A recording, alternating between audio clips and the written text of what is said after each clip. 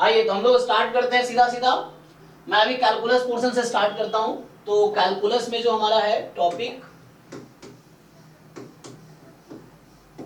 जो पहला टॉपिक हम स्टार्ट करेंगे वो है फंक्शन। ठीक, तो ये फंक्शन इन मैथमेटिकल सेंस है ना, जैसे घर में शादी उदी फंक्शन होता है तो वो अलग हुआ, ये हमारा मैथमेटिकल सेंस में जो फंक्शन है हम उसकी बात करेंगे।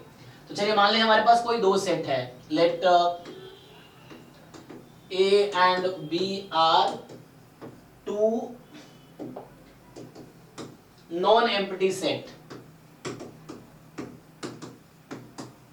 ठीक, A और B कोई दोनों नॉन एम्प्टी सेट है। अब मैं एक फंक्शन बनाना चाह रहा हूं A से B में, तो मुझे ये जानना, देखो आप एक चीज ध्यान रखना, जो भी टॉपिक्स आपके सिलेबस में या पढ़ा रहा हूं डेफिनेशंस आपको याद होने चाहिए। मैं अभी आपको कई बार रियलाइज कराऊंगा पूरे कोर्स में कि आपको बहुत सारी चीजें आती हैं डेफिनेशन को छोड़ के, मतलब आगे की चीज आपको पता है कि क्वेश्चन सॉल्व कैसे होता है, थ्योरम क्या है, क्या करते हैं, लेकिन एक्चुअल आपको डेफिनेशन पता नहीं होगा। बार बार आपको रियलाइज होगा कि अच्छा, जबकि definition is the first thing we should know about any topic. But कई बार क्या, तो बच्चा डेफिनेशन भूल जाता है, बस डेफिनेशन बहुत ज्यादा यूज नहीं होता क्वेश्चन सॉल्व करने में, लेकिन कई बार क्वेश्चन भी डायरेक्ट डेफिनेशन पे आते हैं तो वहां बच्चा फंस जाता है। जो वन लाइनर क्वेश्चंस होते हैं तो डेफिनेशन पे बेस्ड क्वेश्चन होते हैं, तो वहां फिर याद ही नहीं रहता डेफिनेशन, तो वहां प्रॉब्लम होती है। जैसे पहले चीज मैं आपसे पूछूं, कोई बताइए फंक्शन का डेफिनेशन क्या है, how do you define function. मुझे फंक्शन बनाना है सेट ए से सेट बी में, एक सेट है बी एक सेट है, तो क्या है डेफिनेशन फंक्शन का। Sir, a function is a relation from a non-empty set A to a non-empty set B in which every element of set A has a unique image in set B. Correct, so ये आपका definition है। अब इसको हम समझते हैं, ठीक है। इन्होंने रिलेशन के टर्म्स में लिखा है, मैं विदाउट रिलेशन डिफाइन करता हूं। हालांकि लोअर क्लास में तो आप लोग बार 11 12 वाले टॉपिक्स रिवाइज कर लेना।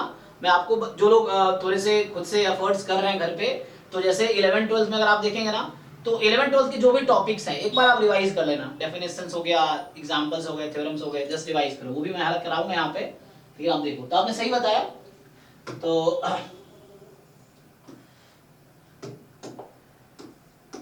तो अगर मैं अगर विदाउट रिलेशन डिफाइन करूं तो वही चीजें बस ये लिखूंगा कि a function from A to B is a rule, है ना, या रूल है या कोई है ना, सो इज अ रूल या इज अ रिलेशन जैसे, तो उसके लिए मुझे पहले रिलेशन डिफाइन करना पड़ेगा, जो कि मैं डिफाइन नहीं कर रहा हूं। तो is a rule that assign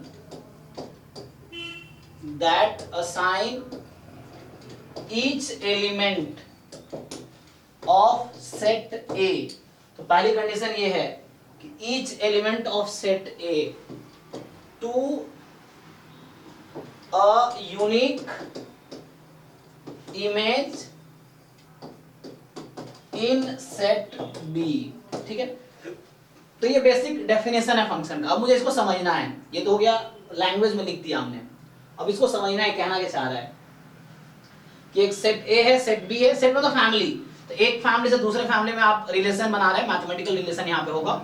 तो जैसे एडिशन, सब्ट्रैक्शन, इस तरह के ऑपरेशंस होंगे, सो हम उसको फंक्शन बोलेंगे, उस रूल को या उस रिलेशन को, अगर उस रूल में एक के हर element, each element of A must be associated to unique element in set B. जैसे सिंपल अंडरस्टैंडिंग के लिए मैं कुछ आसान सा एग्जांपल ले लेता हूं।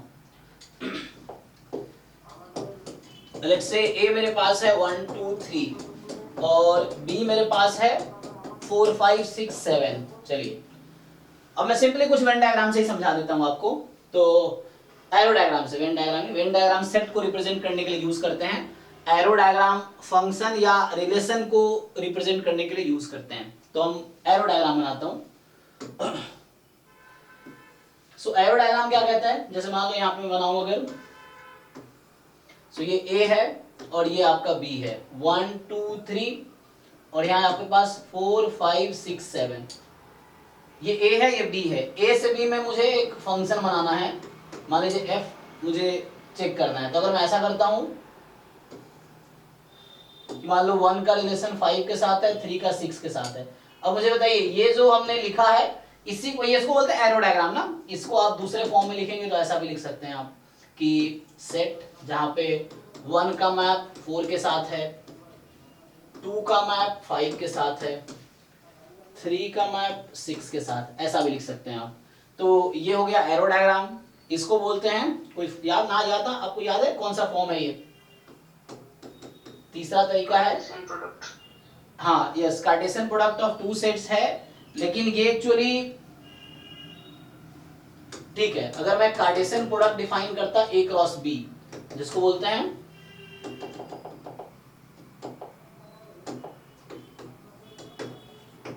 Cartesian product of two sets, है ना, of sets A and B, जिसको हम लोग डिनोट करते हैं ए क्रॉस बी से, और यहाँ पे ये इक्वल आएगा इसके, तो कर्ली ब्रैकेट में आ जाएंगे 1,4 1,5, ठीक है, इस तरह चलता रहेगा।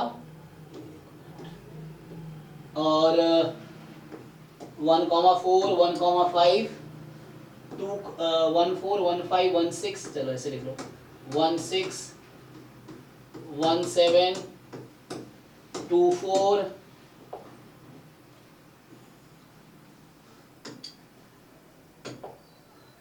so 1 4 1 5 1 6 1 7 2 4 2 5 2 6 2 7, फिर 3 4 3 5 3 6 3 7। सो कार्टेशियन प्रोडक्ट एक्चुअली एक सेट है, सेट ऑफ ऑर्डर पेयर्स, जिस ऑर्डर पेयर में पहला एलिमेंट सेट ए का होगा, दूसरा एलिमेंट सेट बी का होगा, है ना। तो ये कार्टेशियन प्रोडक्ट हो गया। अब बोला सेट को लिखने के ना 3 तरीके होते हैं, सेट को नहीं, फंक्शन या रिलेशन को लिखने के 3 तरीके होते हैं जनरली। जैसे मैं इसको ऐसा लिखूं, अगर समझिए इसको मैं लिखूं x, y such that y is equal to, यहाँ क्या रिलेशन है 1, है ना, सो x प्लस 3 है and x belongs to a, ऐसा। तो मैं ये पूछ रहा था इसका, जैसे आप फंक्शन को 3 फॉर्म में लिख सकते हैं। क्या क्या फॉर्म्स हैं?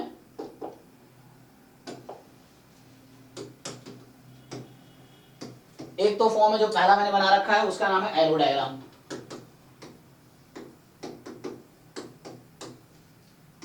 दूसरा फॉर्म को क्या बोलते हैं आप लोग? सेट। चलो सेट की बात कर लेते हैं। सेट को 3 फॉर्म्स में लिख सकते हैं। क्या क्या होता है?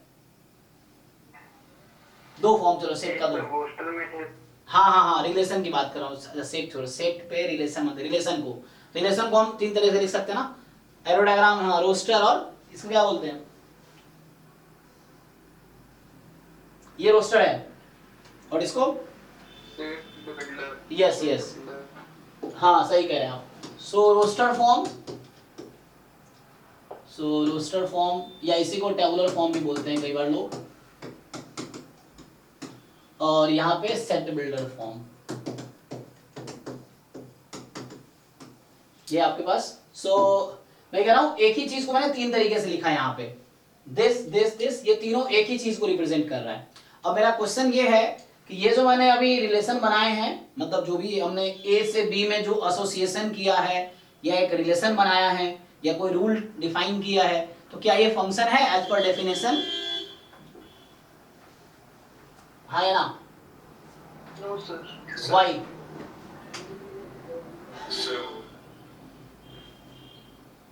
तो जो नो बोल रहे हो बताइए, क्यों आपको लग रहा है कि ये फंक्शन नहीं है? क्योंकि जो एलिमेंट है वो बी में कोई यूनिक पॉइंट में नहीं है। जैसे 1 4 पे है, 2 5 में है, 3 7 में है, तो सब एलिमेंट अलग अलग पॉइंट में रिप्रेजेंट हो रहे हैं। हाँ देखिए, इसको बोलते हैं कम्युनिकेशन गैप, ठीक है, आप अपने हिसाब से ठीक सोच रहे हैं।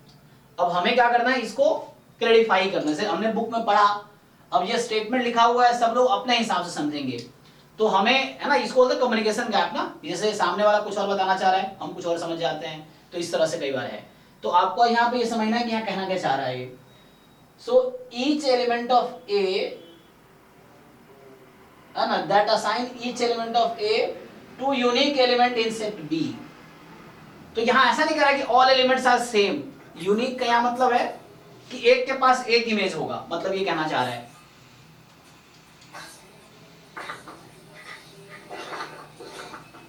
प्राची, आपका माइक ऑन है, इसको म्यूट कर सकते हैं हम। जी। सो देखो इसने कहा है कि ए के ईच एलिमेंट बी में किसी न किसी यूनिक एलिमेंट से असाइन होने चाहिए। तो जैसे 1 is assign to 4, 4 is unique for 1। It is not like सब एक ही से होने चाहिए, ऐसा नहीं है। सो 1 का 4, देखो इसने कहा है कि सेट ए का ईच एलिमेंट असाइन होने चाहिए, पहली बात, first thing. So each element of set A must have image, the first condition. And the second condition is कि that image in set B should be unique. जैसे example के लिए कब function नहीं होगा, जरा समझिए। तो यहाँ पे 1 का इमेज 4 है, 2 का 5 है, 3 का 6 है। तो ए में जितने भी एलिमेंट है सबके पास इमेज है, और each element has unique image. ये कहना चाह रहा है ये डेफिनेशन कि each element in set A must have image first. अगर कोई छूट जाता है इनमें से मान लीजिए तो फंक्शन नहीं रहेगा। एंड ईच एलिमेंट के पास यूनिक इमेज होनी चाहिए। इमेज क्या होनी चाहिए? यूनिक। तो वो यूनिक है, 1 का 4 है, 2 का 5 है, 3 का 6 है, इस तरीके से, ठीक है ना। सो ये फंक्शन है actually. So this is a function. क्यों फंक्शन है? क्योंकि यहाँ पे 2 रेस्ट्रिक्शंस हैं। ईच एलिमेंट सेट ए के पास इमेज होगा, एंड दूसरी चीज कि यूनिक इमेज होनी चाहिए। यूनिक इमेज मतलब ये हो गया कि 1 element in set A will have only 1 image in set B. ये मतलब हुआ यूनिक का यहाँ पे। जैसा दूसरा एग्जांपल देता हूं आपको कि जैसे मैं लिख रहा था ना, ए है मेरा 1 2 3 और बी जैसे लिखा है मैंने 4 5 6 7। अब मैं अगर ऐसा बनाता हूं रिलेशन की 1 2 3 4 5 6 7, मान लीजिए 1 का 4, 2 का 7, 3 का 6, ऐसा। अब बताइए क्या ये फंक्शन बनाएगा? No sir. Now it is not a function. क्यों? क्योंकि ए में ईच एलिमेंट के पास इमेज तो है, the first condition is okay. So function में 2 कंडीशंस हैं। सो द डोमेन पार्ट, इसको डोमेन बोलते हैं, आगे मैं लिखाऊंगा। This is called domain, this is called codomain, not range, ठीक है। So range and codomain are 2 different things. किसी फंक्शन का रेंज अलग होता है, कोडोमेन अलग होता है। ये अलग बात है, कभी कभी कॉन्साइड कर जाते हैं कि दोनों एक ही हो जाते हैं, but they are not the same. Codomain अलग है और रेंज अलग है फंक्शन के पास, ठीक है ना। तो डोमेन, कोडोमेन, रेंज, ये तीनों अलग अलग चीजें हैं, वो भी एक्सप्लेन करूंगा। तो जो पहला सेट है उसको हम लोग डोमेन बोलते हैं, और जो दूसरा सेट है उसको हम लोग कोडोमेन बोलते हैं। रेंज नहीं बोलते हैं, कोडोमेन बोलते हैं, रेंज अलग है। सो ये जो ए सेट है ये मेरा डोमेन है, और जो आपका बी सेट है ये कोडोमेन है, नॉट रेंज। तो यहां प्रॉब्लम क्या हो रहा है कि 1 के पास 2 इमेज आ गया। अब 1 के पास 2 इमेज हो गया, 4 and 5। Now 1 does not have unique image, जो डेफिनेशन कह रहा था कि each element of set A must have unique image in set B. So 1 जो है ए में, इट हैज 2 इमेजेस, मतलब वो यूनिक नहीं है, तो that's why it is not a function. So this is not a function. Why? Because जो 1 है 1 does not have unique image, ठीक है। So 1 के पास यूनिक इमेज नहीं है, ठीक है। So 1 does not have unique image.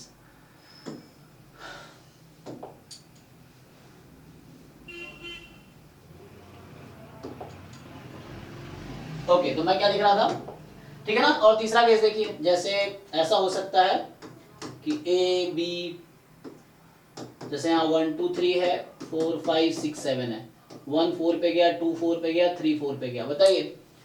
सो क्या ये फंक्शन बनाएगा ए टू बी में? हाँ सर। No sir. हाँ, आपको समझना पड़ेगा। चलिए सयानी, पहले आप डेफिनेशन देखिए। ये आपने सही किया, ये कोर्स ज्वाइन किया है, क्योंकि यहाँ 0 से स्टार्ट किया मैंने। सयानी के लिए स्पेशली बोल रहा हूँ मैं, क्योंकि ये अभी मैं पढ़ा रहा हूँ, ये जो पढ़ा रहा हूँ ये क्लास 10th 11th 12th से, अभी पहले 2 महीने में बेसिक पढ़ाऊंगा, क्लास 10th 11th 12th। तो उसमें जो आपके बेसिक्स वीक थे वो सब दूर हो जाएगा अब इस 2 महीने में। उसके बाद मेन कोर्स जैम गेट का मैं स्टार्ट करूंगा अप्रैल में जाके स्टार्ट होगा। तो अभी 2 महीने मैं बेसिक पढ़ाऊंगा 10th 11th 12th की चीजें, जो जरूरत पड़ती है हमें आगे, जो मैंने पिछले 4-5 साल में फील किया है कि बच्चा बाद में पूछता रहता है ना, तो मुझे लगता है ये तो पता ही नहीं है इसको, तो वो पहले मैं आपको गैप फिल करूंगा, फिर हम जैम का स्टार्ट करेंगे। तो ये सब बेसिक है, फंक्शन से स्टार्ट किया है, जो क्लास 11th में है एनसीईआरटी में, चैप्टर 2 आप देख सकते हैं।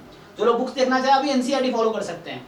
So you follow NCERT books class 11 12 वाली, उसके एक एक लाइन पढ़ो, आप एग्जाम्पल एक्सरसाइज सॉल्व कर सकते हो जस्ट रिवीजन पर्पज से। और पता क्या है, अभी आप सॉल्व करोगे ना एनसीईआरटी तो आपको रियलाइज होगा कितना आसान है ये।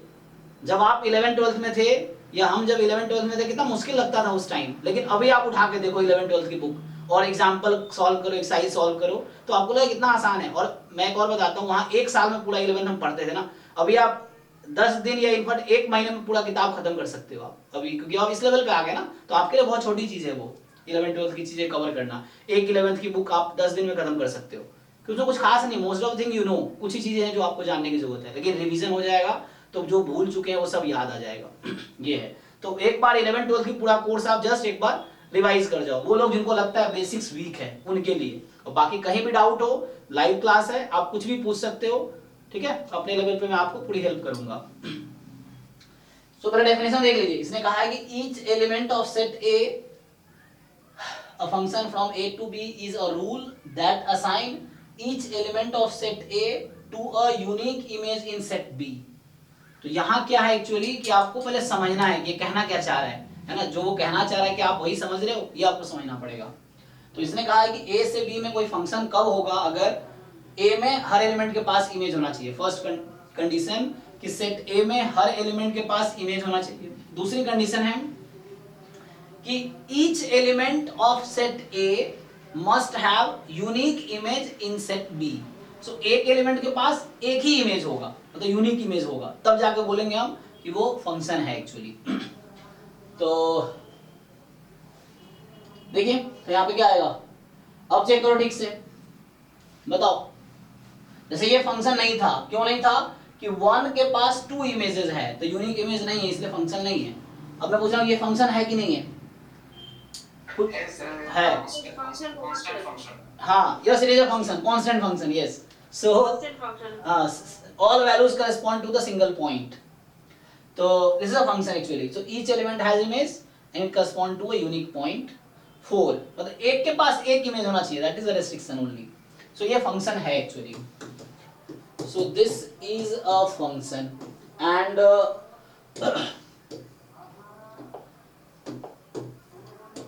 यहाँ से 1 2 3 4 5 6 7, यहाँ से आपके पास आ गया। तो जैसे मान लो ऐसा है, 1 का इमेज 4 है, 2 का इमेज 7 है, क्या ये फंक्शन बनाएगा अभी? अभी नहीं है, बिकॉज सेट ए में so one element do not have image actually, so that 3 do not have any images in second set, है ना, so इसलिए फंक्शन नहीं है। so this is not a function। so ये तो बेसिक अंडरस्टैंडिंग के लिए सेट ले रहे थे। तो अभी जस्ट हमने देखा डेफिनेशंस क्या है, and writing this is called arrow diagram, this is called roster form, this is called set builder form, all 3 are same. Yes Naval, कुछ पूछ रहा है?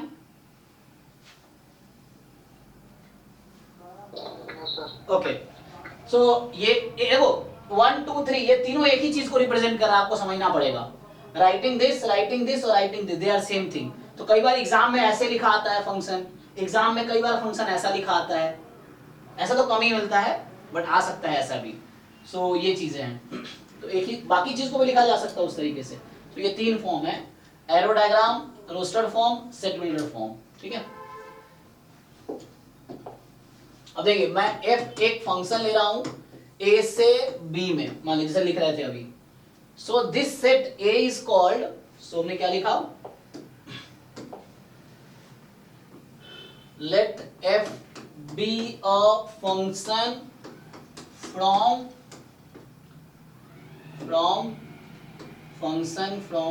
set a to set b। So non empty set होगा, तो f from a to b notation है। तो यहाँ a बोलते हैं हेयर, तो डोमेन क्या होगा, देखो डोमेन ऑफ f।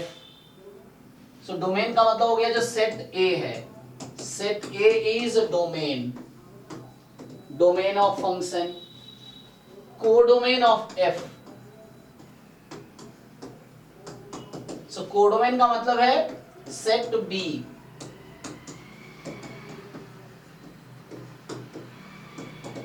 अब ये बी रेंज नहीं है, मैं फिर से बता रहा हूं आप लोगों को, बी इज नॉट रेंज। अगर ए से बी में फंक्शन लिखा हुआ है तो B is codomain not range. Range भी डिफाइन करूंगा मैं। तो फर्स्ट सेट जो दिया होगा वो हमेशा डोमेन होगा, और सेकेंड सेट जो दिया होगा वो हमेशा कोडोमेन होगा। तो ये फिक्स है, ये डोमेन है, ये कोडोमेन है, ये रेंज नहीं है। रेंज क्या होता है, अब रेंज पे आते हैं। रेंज ऑफ एफ, कोई फंक्शन एफ है उसका रेंज क्या होता है?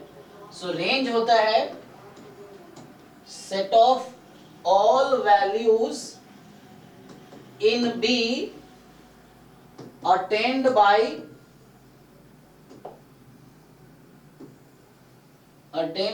Function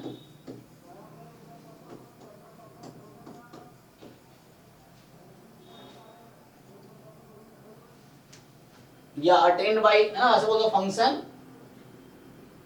at the values of या फॉर वैल्यूज ऑफ, ये मैं अपने लैंग्वेज में लिख रहा हूं।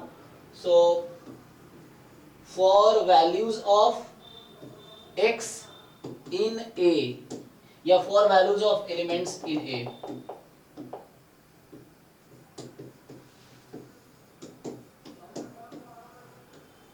जरा समझिए, तो ये तो हो गया लैंग्वेज में। मैथमेटिकली अगर लिखूं मैं तो कुछ ऐसा होगा।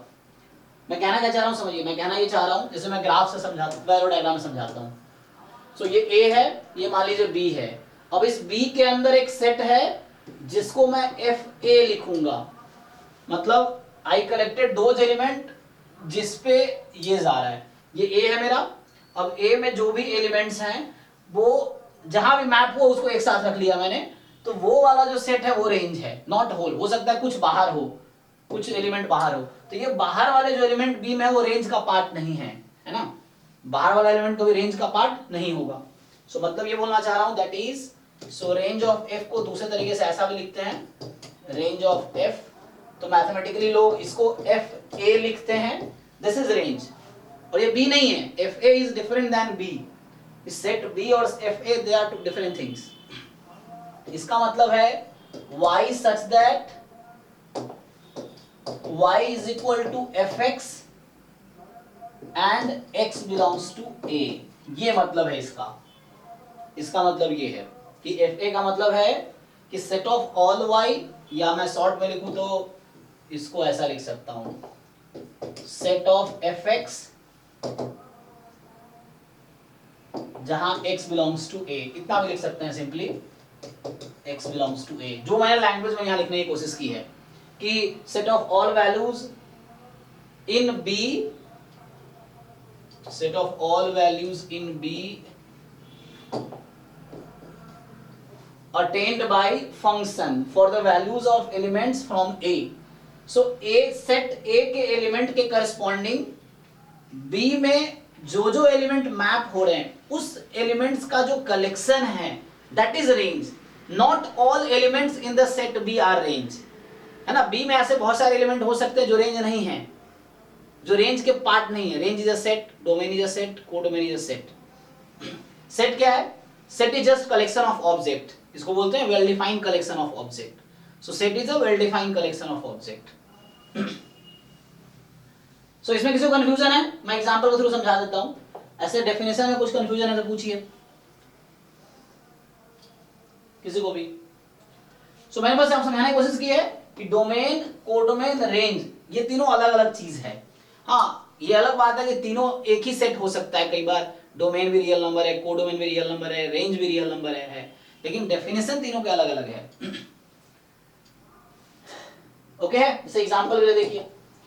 फॉर एग्जांपल मैं एक फंक्शन ले रहा हूं a से b में। चलिए पहला एग्जांपल है, a मेरा है, वही वाला सेट लिखता हूं 4 5 6 7। अब मैं चलो इसको एरो डायग्राम में समझा देता हूं आपको।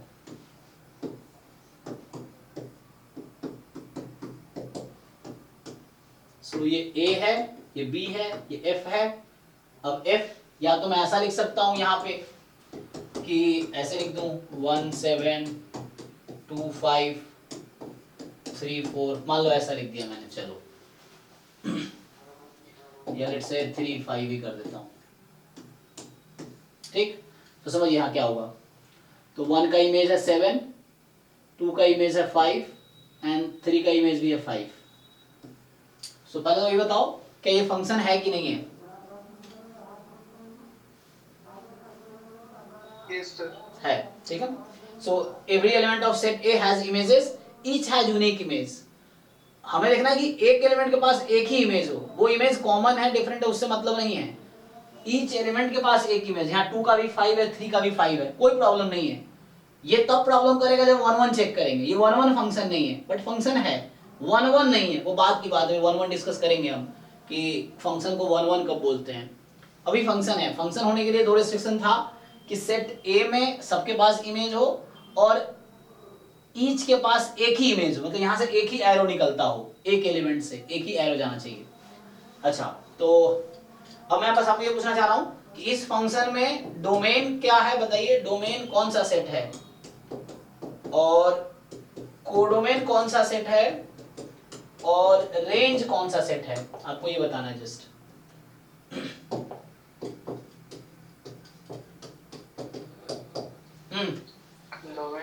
सर डोमेन 1 2 होगा और कोडोमेन 5 6 5 6 7 8 सॉरी अरे मैं गलत लिख मतलब ये बी वाला ना। 4 5 6 7 और रेंज कौन सा होगा? रेंज तो रेंज वो एलिमेंट जो मैप बन रहा है बस, ठीक है ना। तो यहाँ रेंज में सिर्फ 5 7 आएगा। तो अब यहाँ से एक चीज नोटिस कर सकते हो कि इस फंक्शन में जो रेंज है f का वो डिफरेंट है कोडोमेन से, जो रेंज है वो डिफरेंट है कोडोमेन से। Range of f is different than codomain, so range is different than codomain, ठीक है। सो फंक्शन का जो रेंज है वो कोडोमेन से अलग है। अच्छा, इन जनरल यहां पर लिख देता हूं मैं, इन जनरल क्या होता है, ये डेफिनेशन लिख रहे थे ना। सो ये थ्योरम है कि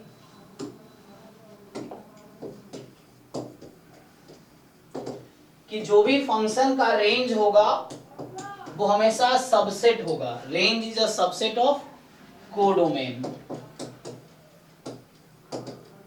ठीक है, ऑफ फंक्शन। सबसेट पता है ना सब लोग क्या होता है कि इसके सारे एलिमेंट इसमें होंगे, ये छोटा सेट होगा, ये बड़ा सेट हो सकता है, बट इसके सारे एलिमेंट उसमें होंगे। सबसेट है ना, ए सबसेट ऑफ बी, ए के सारे एलिमेंट बी में होंगे। Converse not true. Yes, converse is not true, yes, हाँ ठीक है। तो converse is not true. Codomain जरूरी नहीं है कि होगा सबसेट होगा इसका, कन्वर्स ट्रू नहीं है, yes. Range is a subset of codomain, codomain will never be a subset of range. मतलब इनफैक्ट कभी कभी इक्वल हो सकता है, बट रेंज कभी कोडोमेन से ज्यादा नहीं हो सकता, ये है। जैसे यहाँ पे देखिए, उसकी वजह ये है क्योंकि आप रेंज जो है ना वो कोडोमेन के ही एलिमेंट्स हैं जो मैप हो रहे हैं। अच्छा सोचो आप, रेंज और कोडोमेन कब इक्वल हो जाएगा, ये दोनों सेट इक्वल कब हो जाते?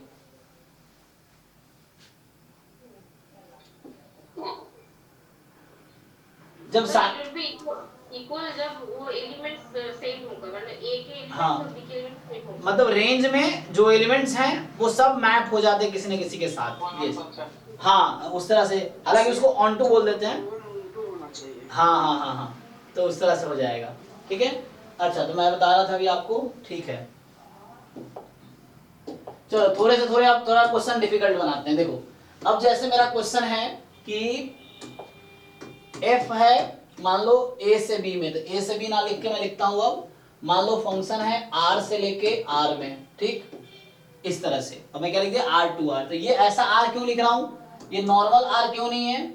सो नॉर्मल r जस्ट कोई नेम हो सकता है, ये ऐसा r का मतलब ये मैथमेटिक्स में इसको ग्रीक लेटर से इसे लिखते हैं। अब बुक में देखेंगे बोल्ड करके लिखा रहता है जनरली, यही चीज। जो नंबर सिस्टम के सेट्स है ना उसको बोल्ड करके लिखते हैं, जस्ट रिप्रेजेंट करने के लिए, वो नंबर सिस्टम का पार्ट है, वो सेट है एक नंबर सिस्टम का, इसलिए इसको ऐसा लिखूंगा मैं।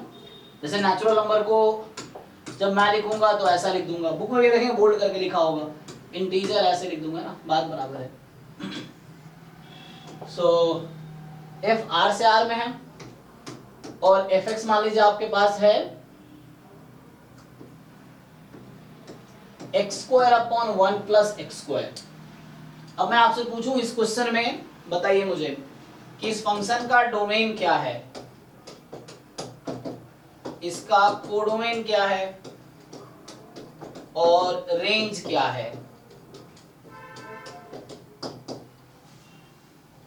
डोमेन तो फुल जेल लाइन होगा। हाँ ये डोमेन आर होगा और कोडोमेन भी आर होगा, रेंज आर, कोडोमेन आर होगा और रेंज होगा 10 to 1। ओके। सो आपको क्या देखना पड़ता है यहाँ पे, बाकी लोग डिसाइड कीजिए। चलो एक ने बताया 0 से 1, बाकी लोग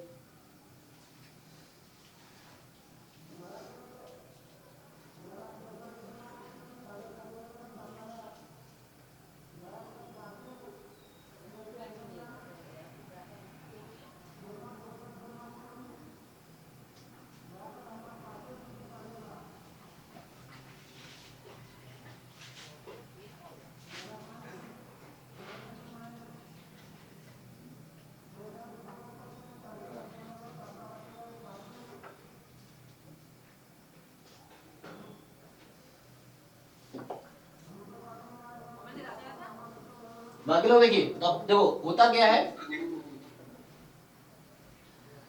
अरे चलो समटाइम्स तो मैंने दे दिया, आर होगा क्या?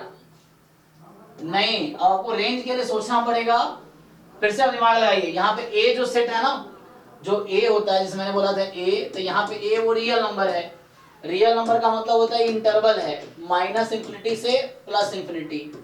बी जो सेट मैं लिखता था पहले वो भी रियल नंबर यहाँ पे है और वो भी है -∞ से +∞। रेंज ये तो डोमेन था ना, तो इसको तो डोमेन बोल रहे थे हम, पहला वाला सेट जो बोल रहे थे उसको डोमेन बोल रहे थे। तो इसको तो हम डोमेन बोल रहे थे और इसको हम लोग कोडोमेन बोल रहे थे।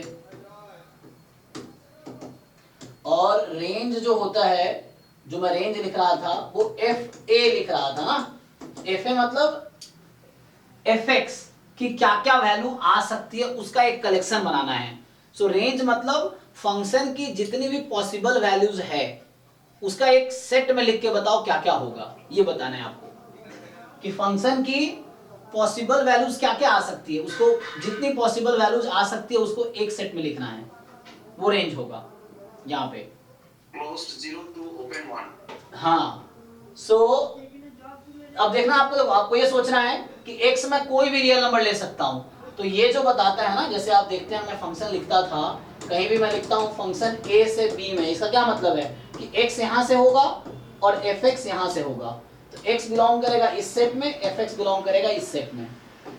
है इसको मैं ठीक से लिखना चाहूं तो मैं कहना ये चाह रहा हूं आप लोगों को कि जो x की वैल्यू होती है फंक्शन में वो a में बिलोंग करती है और fx की वैल्यू b में बिलोंग करती है ना, ये चीज है। तो ये तो आप पता ही आप लोगों को।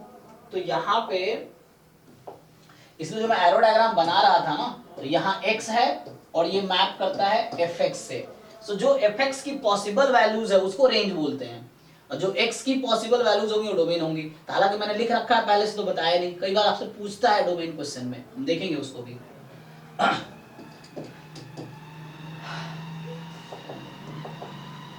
चलो जी, तो आपको क्या सोचना है कि x में कोई भी रियल नंबर रख दूं, मैं x को कोई भी रियल नंबर पुट करूं यहाँ पे, मुझे fx क्या क्या आएगी। तो आपको खुद सोचना है, ये स्क्वायर है, यहाँ भी स्क्वायर लगा, यहाँ भी पॉजिटिव है।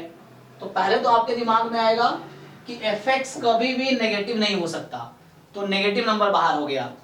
क्या रेंज से बाहर क्यों हो गया? क्योंकि ये फंक्शन की वैल्यू कभी नेगेटिव आएगी ही नहीं, चाहे x हम कुछ भी पुट कर दे, फंक्शन की वैल्यू कभी भी नेगेटिव आएगी नहीं। तो एक तो नेगेटिव नंबर हो नहीं सकता आंसर, इसकी वैल्यू 0 हो सकती है। हाँ, अब ये x स्क्वायर है 1 प्लस एक्स स्क्वायर है, न्यूमरेटर डिनोमिनेटर कंपेयर करो, डिनोमिनेटर पॉजिटिव है, न्यूमरेटर भी पॉजिटिव है और डिनोमिनेटर की वैल्यू न्यूमरेटर से ज्यादा है। ठीक, जो डिनोमिनेटर की वैल्यू है वो न्यूमरेटर से ज्यादा है। तो बताइए इस फ्रैक्शन की वैल्यू क्या कभी 1 से ज्यादा आ सकती है? कभी नहीं आएगी। तो ये हमेशा 1 से छोटी होगी, इवन कभी 1 भी नहीं हो सकता, ऐसा कोई फाइनाइट x है ही नहीं जो आप पुट करें और 1 आ जाए। 1 कब आ सकता था, जब ये कैंसिल होता, लेकिन कभी कैंसिल होगा ही नहीं। क्यों? क्योंकि ये दोनों इक्वल कभी हो ही नहीं सकते। तो डिनोमिनेटर x कुछ भी रखेंगे तो डिनोमिनेटर हमेशा न्यूमरेटर से ज्यादा होगा। तो एक फ्रैक्शन बनेगा जिसका डिनोमिनेटर लार्जर है, तो जब भी डिनोमिनेटर लार्जर है वैल्यू लेस देन 1 होगी। तो यहाँ ये है कि इसका आंसर जो हुआ क्लोज 0 से ओपन 1 हुआ। ऐसा क्यों बोल रहा हूं? तो ऐसा इसलिए बोल रहा हूं क्योंकि fx की वैल्यू 0 से लेके 1 तक होगी for all x belongs to r। ये कंक्लूजन है, और ये मैथमेटिकली भी प्रूव कर सकते हैं इसको हम लोग। तो this is a range. By limit it tends to 1. So Yes, yes. When x tends to infinity, it tend to 1. Yes. When x tends to minus infinity, it tend to 1. तो tend and equal are two different thing again, है ना? So like you said, so ये जो function मेरा है x square upon 1 plus x square, जैसे f of plus infinity लिख दूंगा अभी यहाँ पे, तो इसका मतलब है plus infinity upon 1 plus plus infinity. तो ये इन्फिनिटी अपॉन इन्फिनिटी का फॉर्म है, विच इज इनडिटर्मिनेट फॉर्म, है ना? मतलब एग्जिस्ट नहीं करेगी, बट जब आप लिखते हो इस तरह से कि x tends to infinity fx, तो थोड़ा बहुत आइडिया होगा लिमिट का, यूज कर लेता हूं। देखो प्लस इन्फिनिटी और माइनस इन्फिनिटी, ठीक है? हाँ, एल हॉस्पिटल रूल या एल हॉपिटल रूल, हॉपिटल भी बोलते हैं ना। सो आप अभी इन्फिनिटी अपॉन इन्फिनिटी का फॉर्म बनेगा, then use L'Hopital rule. तो x स्क्वायर का डेरिवेटिव 2x अपॉन यहाँ 2x है ना, क्योंकि इसका डेरिवेटिव 2x कैंसिल होके सो 1 आ गया। सो देखो, और लिमिट का मतलब क्या होता है? so, इसका मतलब ये है, what is meaning of this line? This means as x approaches to infinity fx approaches to 1। इसका ये मतलब हुआ, ये जो लाइन मैंने लिखा है ना, इसका मीनिंग ये है। it does not mean function is equal to 1, no, okay? as x approaches to infinity fx approaches to 1, it is not that fx is equal to 1, fx will never be equal to 1, but it will approach to 1, मतलब fx will be very close to 1, sufficiently close, जो कि mathematically में epsilon है ना, epsilon neighbourhood से हम लोग लिख सकते हैं। So meaning of this is this actually, so fx is not equal to 1, fx approaches to 1, so you cannot include 1 in the range because fx cannot attain 1, that's why। Sir, why you write 0 to close interval? Yes, because function will attain the value 0. Think, what value of x will you choose to get it 0? बताओ x क्या put करोगे कि 0 हो जाएगी? No sir, there is no any chance. No, there to is. get 0. Think carefully.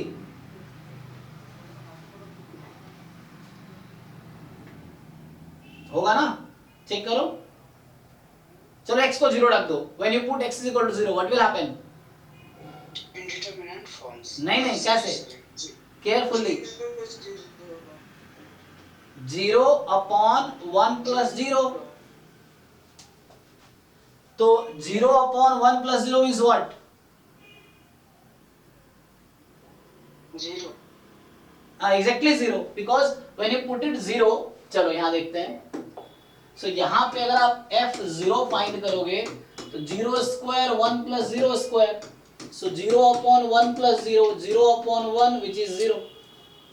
That's why we included 0, because function will attain the value 0. ठीक है? हाँ sir, एक डाउट था मेरा। हाँ बोलिए जो बोलिए। पहले लॉगरिथम्स पर रहता ना, अगर लॉगरिथम्स में कभी आ जाए तो infinite divided by minus infinite, तो तब भी क्या हम लॉगरिथम्स यूज कर सकते हैं? Yes yes, plus infinite upon plus infinite, minus infinite upon plus infinite, मतलब चलेगा। Plus infinity upon minus, minus upon plus, minus minus, both will work. have a doubt, sir. Just still Sir, you have mentioned sufficiently small. yeah. Is it depends on the epsilon neighborhood, sir? Yes, yes. If we define like we can, we can write it. If you write it mathematically, it is like for every epsilon more than 0, there exists और ये लिख रहा हूँ ना, हाँ. So मैं कैसे limit को डिफाइन करूँ या इसको डिफाइन करूँ? So okay, let me write such that क्या होगा definition?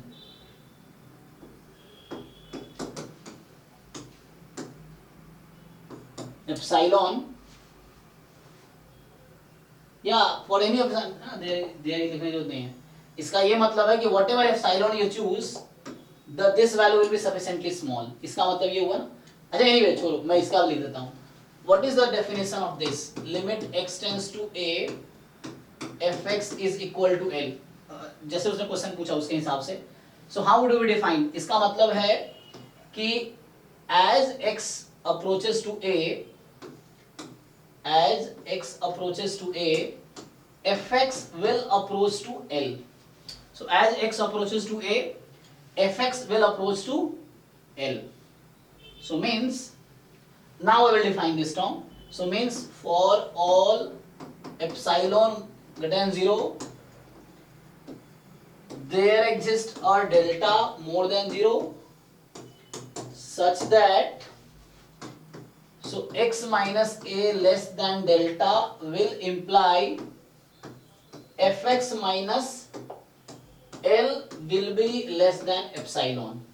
So what I wanted to say कि meaning of this is this actually and meaning of this is this. So they are sufficiently small. X approaches to a means x is very close to a. So x minus a is less than delta. What is that delta? Delta is a positive number whatever you choose. So for all epsilon more than 0, any epsilon you choose more than 0, for that epsilon you will get one delta, and that such that if you take the difference between x and a as less than delta, so in that case you will have fx and l less than epsilon. So they are sufficiently close. So meaning of this is this. तो ये थोड़ा abstract हो गया ना, theoretical हो गया. But हमें इस तरह से एग्जाम में हाँ Maybe second का imply first होगा. नहीं मतलब बुक में आप देखते होगे, you see in the book में ऐसा लिखता है, मैं बुक का लिख देता हूँ. बुक में लोग क्या लिखते हैं, सी केयरफुली. बुक में लिखता है for all epsilon more than 0 there exist delta more than 0 such that, आप ये बोल रहे हो you check in the book, वहां लिखा होता है व्हेन एवर, केयरफुली चेक. अब देखो बुक में ऐसा लिखा रहता है for all epsilon more than 0 there is delta more than 0. So whenever means what, under this condition. वही मैंने यहाँ लिखा है सेम चीज.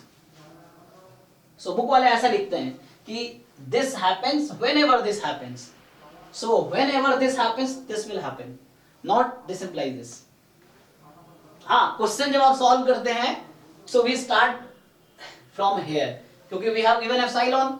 जब epsilon given होता है तो हम इसको सॉल्व करना शुरू करते हैं. क्यों? इसको ऐसा बना देते हैं. In that case we get that delta in terms of epsilon. तो जब क्वेश्चन सॉल्व कर रहे हो तो हम यहाँ से स्टार्ट करते हैं सॉल्यूशन लिखना, so that इसको रिड्यूस करके मैं एक क्वेश्चन करके दिखाता हूँ इस वे में. देखो जरा जो कहना चाह रहा है ना, एक क्वेश्चन इससे करके दिखाता हूँ. फॉर एग्जांपल हाँ Sir, can I please consider epsilon to be greater than everybody consider epsilon to be very close to 0 generally, but can you take for epsilon? Can you consider epsilon to be a larger number like? yes it is allowed. You can take epsilon 100 also. Epsilon can be taken 100. So corresponding to that epsilon you will have delta that will also be larger. Yes. So epsilon can be considered anything. Yes, we usually consider close to 0 because we want the number difference to be minimized, है ना? Otherwise if you write less than 100, so gap are more, na? Difference is more. That's why people usually, but we can consider epsilon as 100 also, million as also, no problem. So मैं क्या था proof का ना, देखो जैसे मैं लिख रहा हूँ कि limit x tends to 1, for example एक आसान सा क्वेश्चन कर देता हूं, है ना, जैसे x प्लस 2 की लिमिट क्या आएगी, x टेंड्स टू 1 है तो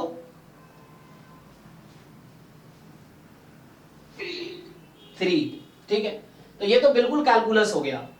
अब एनालिसिस में जाएंगे तो एग्जाम में हमें ये करना है, जो मैं अब करूंगा वो नहीं करना एग्जाम में एप्सिलॉन डेल्टा से। हमें सारे क्वेश्चन ऐसे ही प्रैक्टिकली करने हैं, थ्योरेटिकली नहीं एग्जाम में। सो मैं इसको प्रूव करता हूँ इस डेफिनेशन से। देखो इस वाले डेफिनेशन से कि इसका डेफिनेशन ये लिखना और ये लिखना तीनों सेम है। 1 2 3 they are same thing, this is equivalent to this and this is equivalent to this, ठीक है। सो मतलब क्या हुआ, इसका मतलब ये है that is when x approaches to 1 this x plus 2 will approach to 3। और ये सिंपली आप देख पाओगे, यस दोनों तरफ 2 ऐड कर दो, है ना, तो यहाँ इजीली देख पाओगे, यस। सो ऐसे दिख गया। मैथमेटिकली करें तो दैट इज उसमें ये था कि for all epsilon more than 0 there exist delta more than 0 such that, या तो ये लिख लो कि x plus 2 minus 3 will be less than epsilon whenever, जो बुक में लिखता है, जो बुक वाले लोग लिखते हैं, whenever x minus 1 less than delta, ये है। तो डेफिनेशन हो गया। अब देखो तो सिंपलीफाई करके देखो इसको क्या होगा। तो अगर मैं इसको सिंपलीफाई करूं, if we simplify this thing, तो ये अल्टीमेटली क्या रिड्यूस हो जाएगा, x minus 1 less than epsilon. अच्छा अब मुझे यहां से स्टार्ट करना था, तो अगर आपसे मैं पूछूं कि what is the relation between epsilon and delta here, इस क्वेश्चन में अभी एप्सिलॉन डेल्टा में क्या रिलेशन है, जो लोग थ्योरेटिकली सॉल्व किए, यस। सो हियर जैसे बोला ना कि for any epsilon more than 0, so you give me any epsilon, I will give you 1 delta. So in that question that delta I get is equal to epsilon. So there exists delta and that delta here is epsilon only. So whatever epsilon you will give me, I will return you the same as a delta, the same value. If epsilon is 100, I will return you 100 as a delta in this question. So यहाँ epsilon delta same हो गया इस question में। So question ये है कि अगर कोई, हाँ सर ये एप्सिलॉन डेल्टा ये नंबर्स है, पर ये कहाँ से आ रहे हैं, मतलब एब्स्ट्रैक्ट लगता है थोड़ा। यस है। एक्चुअली ये थ्योरेटिकल प्रूफ ना, जैसे मैथमेटिशियंस जो होते हैं, जो कैलकुलेशंस हैं, जब नहीं मानते पहले उन्होंने डेफिनेशन बनाए, फिर डेफिनेशन में प्रूफ करा। एप्सिलॉन डेल्टा एक रियल नंबर है, जो पॉजिटिव रियल नंबर है एक्चुअली, और ये कुछ भी हो सकते हैं। तो ये कहता है कि कोई भी एप्सिलॉन आप चूज कर लो, कुछ को लिखा होता है गिवन एप्सिलॉन, कुछ में लिखा होता है फॉर ऑल एप्सिलॉन, है ना, या वहां लिखा होता है चूज एनी एप्सिलॉन। देन आपको एक डेल्टा ढूंढना होता है उस एप्सिलॉन के करेस्पॉन्डिंग। तो इस क्वेश्चन में मुझे वो डेल्टा मिलेगा एप्सिलॉन के इक्वल, इस तरीके से कि सच that x minus 1 less than delta will imply x plus 2 minus 3 less than epsilon। But मैं ये पूरे कोर्स में कभी नहीं पढ़ाऊंगा, अभी शुरू के इसलिए बता रहा हूं। मैं कोई भी क्वेश्चन जैम का हो, गेट का हो, नेट का हो, आईएसएस हो, सीयूईटी हो, कभी भी इस तरीके से सॉल्व नहीं करूंगा, जरूरत नहीं है। हम जब प्रूफ लिखते हैं सब्जेक्टिव एग्जाम, जैसे आप लोग जिन लोगों के पास रियल एनालिसिस का कोर्स होगा या कैलकुलस का कोर्स होगा आपके सेमेस्टर में, तो वहां आपने इस तरह के देखे होंगे, प्रोफेसर पढ़ाते हैं, वहां प्रूफ करते हैं। एग्जाम में भी आपको करना होता है प्रूफ वहां पर उस तरीके से, क्योंकि प्रूफ दैट आता है। तो हमें एंट्रेंस में प्रूफ नहीं दिखाना है, तो हम शॉर्टकट टेक्निक यूज करेंगे क्वेश्चन सॉल्व करने के लिए, ये है शॉर्ट ट्रिक्स। तो ये सब यूज नहीं करें, बस समझाने के लिए बताया कि writing this is same as writing this and this is same as writing this, they are same thing. So यहां मैं कह रहा था कि अगर ऐसा हो गया तो इसी x माइनस 1 को मैं ऐसा लिख सकता हूं, तो मैं कुछ नया नहीं किया। तो यहां से ये हुआ कि इसका क्या कहना चाह रहा है कि x प्लस 1 बहुत क्लोज है। कितना क्लोज है कि इसके बीच का गैप डेल्टा से भी कम है। अब डेल्टा क्या है, कोई भी नंबर हो सकता है, तो तुम 0.000001 ले लो, उससे भी क्लोज है, मतलब अप्रोक्सीमेटली इक्वल है। कहने का ये मतलब है कि x और a अप्रोक्सीमेटली, x और 1 अप्रोक्सीमेटली इक्वल है। यहाँ कहने का मतलब x प्लस 2 और 3 अप्रोक्सीमेटली इक्वल है, ये कहना चाह रहा है।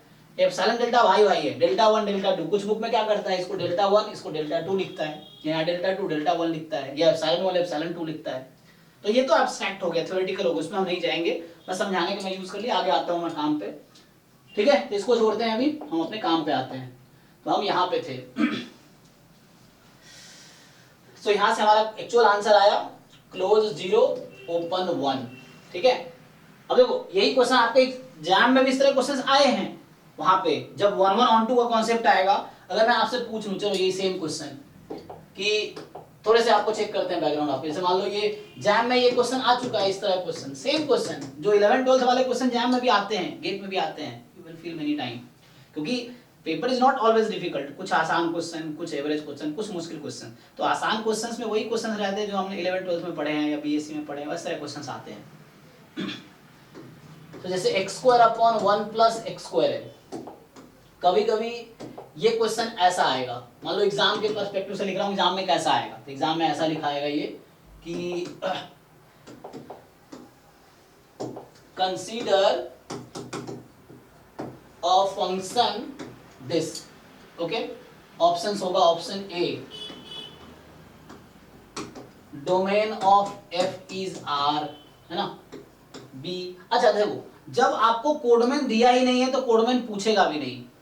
जैसे मैं जनरली अभी तक बात क्या कर रहा था कि जब फंक्शन a से b में है तो डोमेन a है, कोडोमेन b है, fa रेंज है। अगर ये आपको मेंशन नहीं है तो आपसे कभी कोडोमेन की जिक्र ही नहीं करेगा। तो यहाँ बस इंपॉर्टेंट रहता है डोमेन और रेंज, इसका डेफिनेशन मैं लिखाता हूँ। तो रेंज ऑफ f इज 0,1 ऐसा लिख देगा।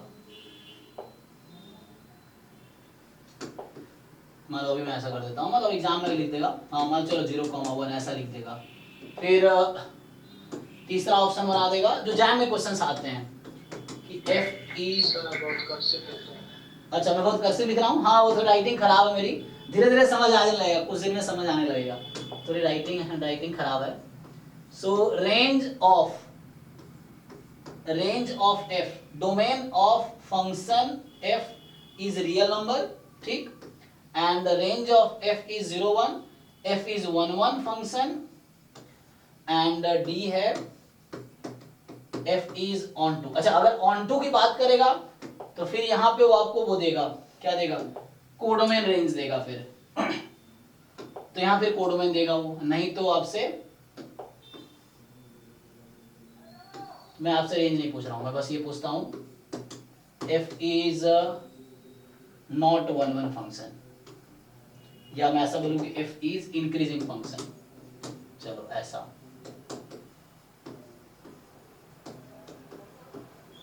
तो इस तरह क्वेश्चन एग्जाम में आते हैं, जैसे आपके एग्जाम में पूछा जाएगा, तो ऐसे मिक्स करके देगा आपको।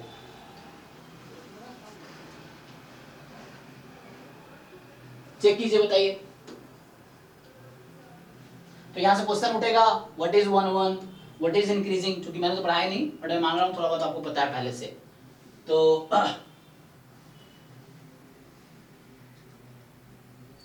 फंक्शन तो डिक्रीज होगा और 1 1 नहीं होगा। ओके, सो सिंपल, जैसे अब 1 1 मैं भी डिफाइन करूंगा, तो 1 1 का मतलब ये होता है कि like function will have different, है ना, values corresponding to different x, मतलब different images corresponding to different x's. तो यहाँ पे इस तरह क्वेश्चन मैं बोलना चाह रहा हूँ, बस यहाँ पे हमने चेक किया अभी। तो अगर यहाँ पे आपको मेंशन नहीं है f कहाँ से कहाँ तक, मैं ये बोलना चाह रहा हूँ कि when you don't have given f कहाँ से कहाँ तक है, तो domain you have to decide, range you have to decide, ये चीज है। कैसे डिसाइड करेंगे, अगर गिवन है डोमेन तो कोई प्रॉब्लम नहीं है, अगर नहीं given we have to decide domain. कैसे डिसाइड करते हैं, सो जब मेरे पास सिर्फ एक फंक्शन गिवन है, when मान लो ऐसा दे रखा y is equal to fx is given, और आपसे पूछता है कि बताओ डोमेन क्या है फंक्शन का, so what is domain of f in that case, सिर्फ फंक्शन दिया, अब मुझे ये नहीं दिया है कि a to b है, ऐसा नहीं बोला आप, now only function will be given and they will ask you to find domain, find range। Codomain नहीं पूछेगा क्योंकि कोडोमेन रिलेटिव होता है, वो गिवन होता तब सोचते, नहीं दिया तो पूछेगा ही नहीं आपसे। so तो डोमेन का एक्चुअल मीनिंग क्या होता है, कोई बताना चाहेगा? आप लोग डोमेन कैसे निकालते हैं? जब कोई फंक्शन दिया होता है तो how do you decide domain? Function का क्या होगा? All x all x under what condition? under that if it's is in V or range. No, we have not given range na. We don't have domain, we don't have codomain. Just function is given. So how do we decide domain? Less than infinity. नहीं, जैसे example के लिए उसका inverse अगर ले लेंगे तो हो जाएगा, बट प्रॉब्लम ये है कि 1 नहीं होगा तो वो इनवर्स से डिफाइन नहीं होगा। जैसे मैं एग्जांपल के लिए आपसे पूछूं कि चलो एग्जांपल के बेसिक क्वेश्चन है कि fx इज 1/x, सिंपल, या चलो 1/x - 1। मुझे बताओ इस फंक्शन का डोमेन क्या है और इस फंक्शन का रेंज क्या है? ये मेरा क्वेश्चन है कि how do we decide if just function is given, we don't have given a to b, नहीं पता है, जस्ट फंक्शन इज गिवन। अब एग्जाम में पूछेगा आपसे या क्वेश्चन से पूछेगा, sometimes we need to find कि what is domain of this function, what is range of this function? All real numbers except 1 minus हाँ, जैसे बताया उन्होंने कि domain is all real number except 1। Yes, this is fine. Range क्या होगा? पूरा real है, रियल है। नहीं, क्या हमेशा सारे रियल नंबर आ जाएंगे?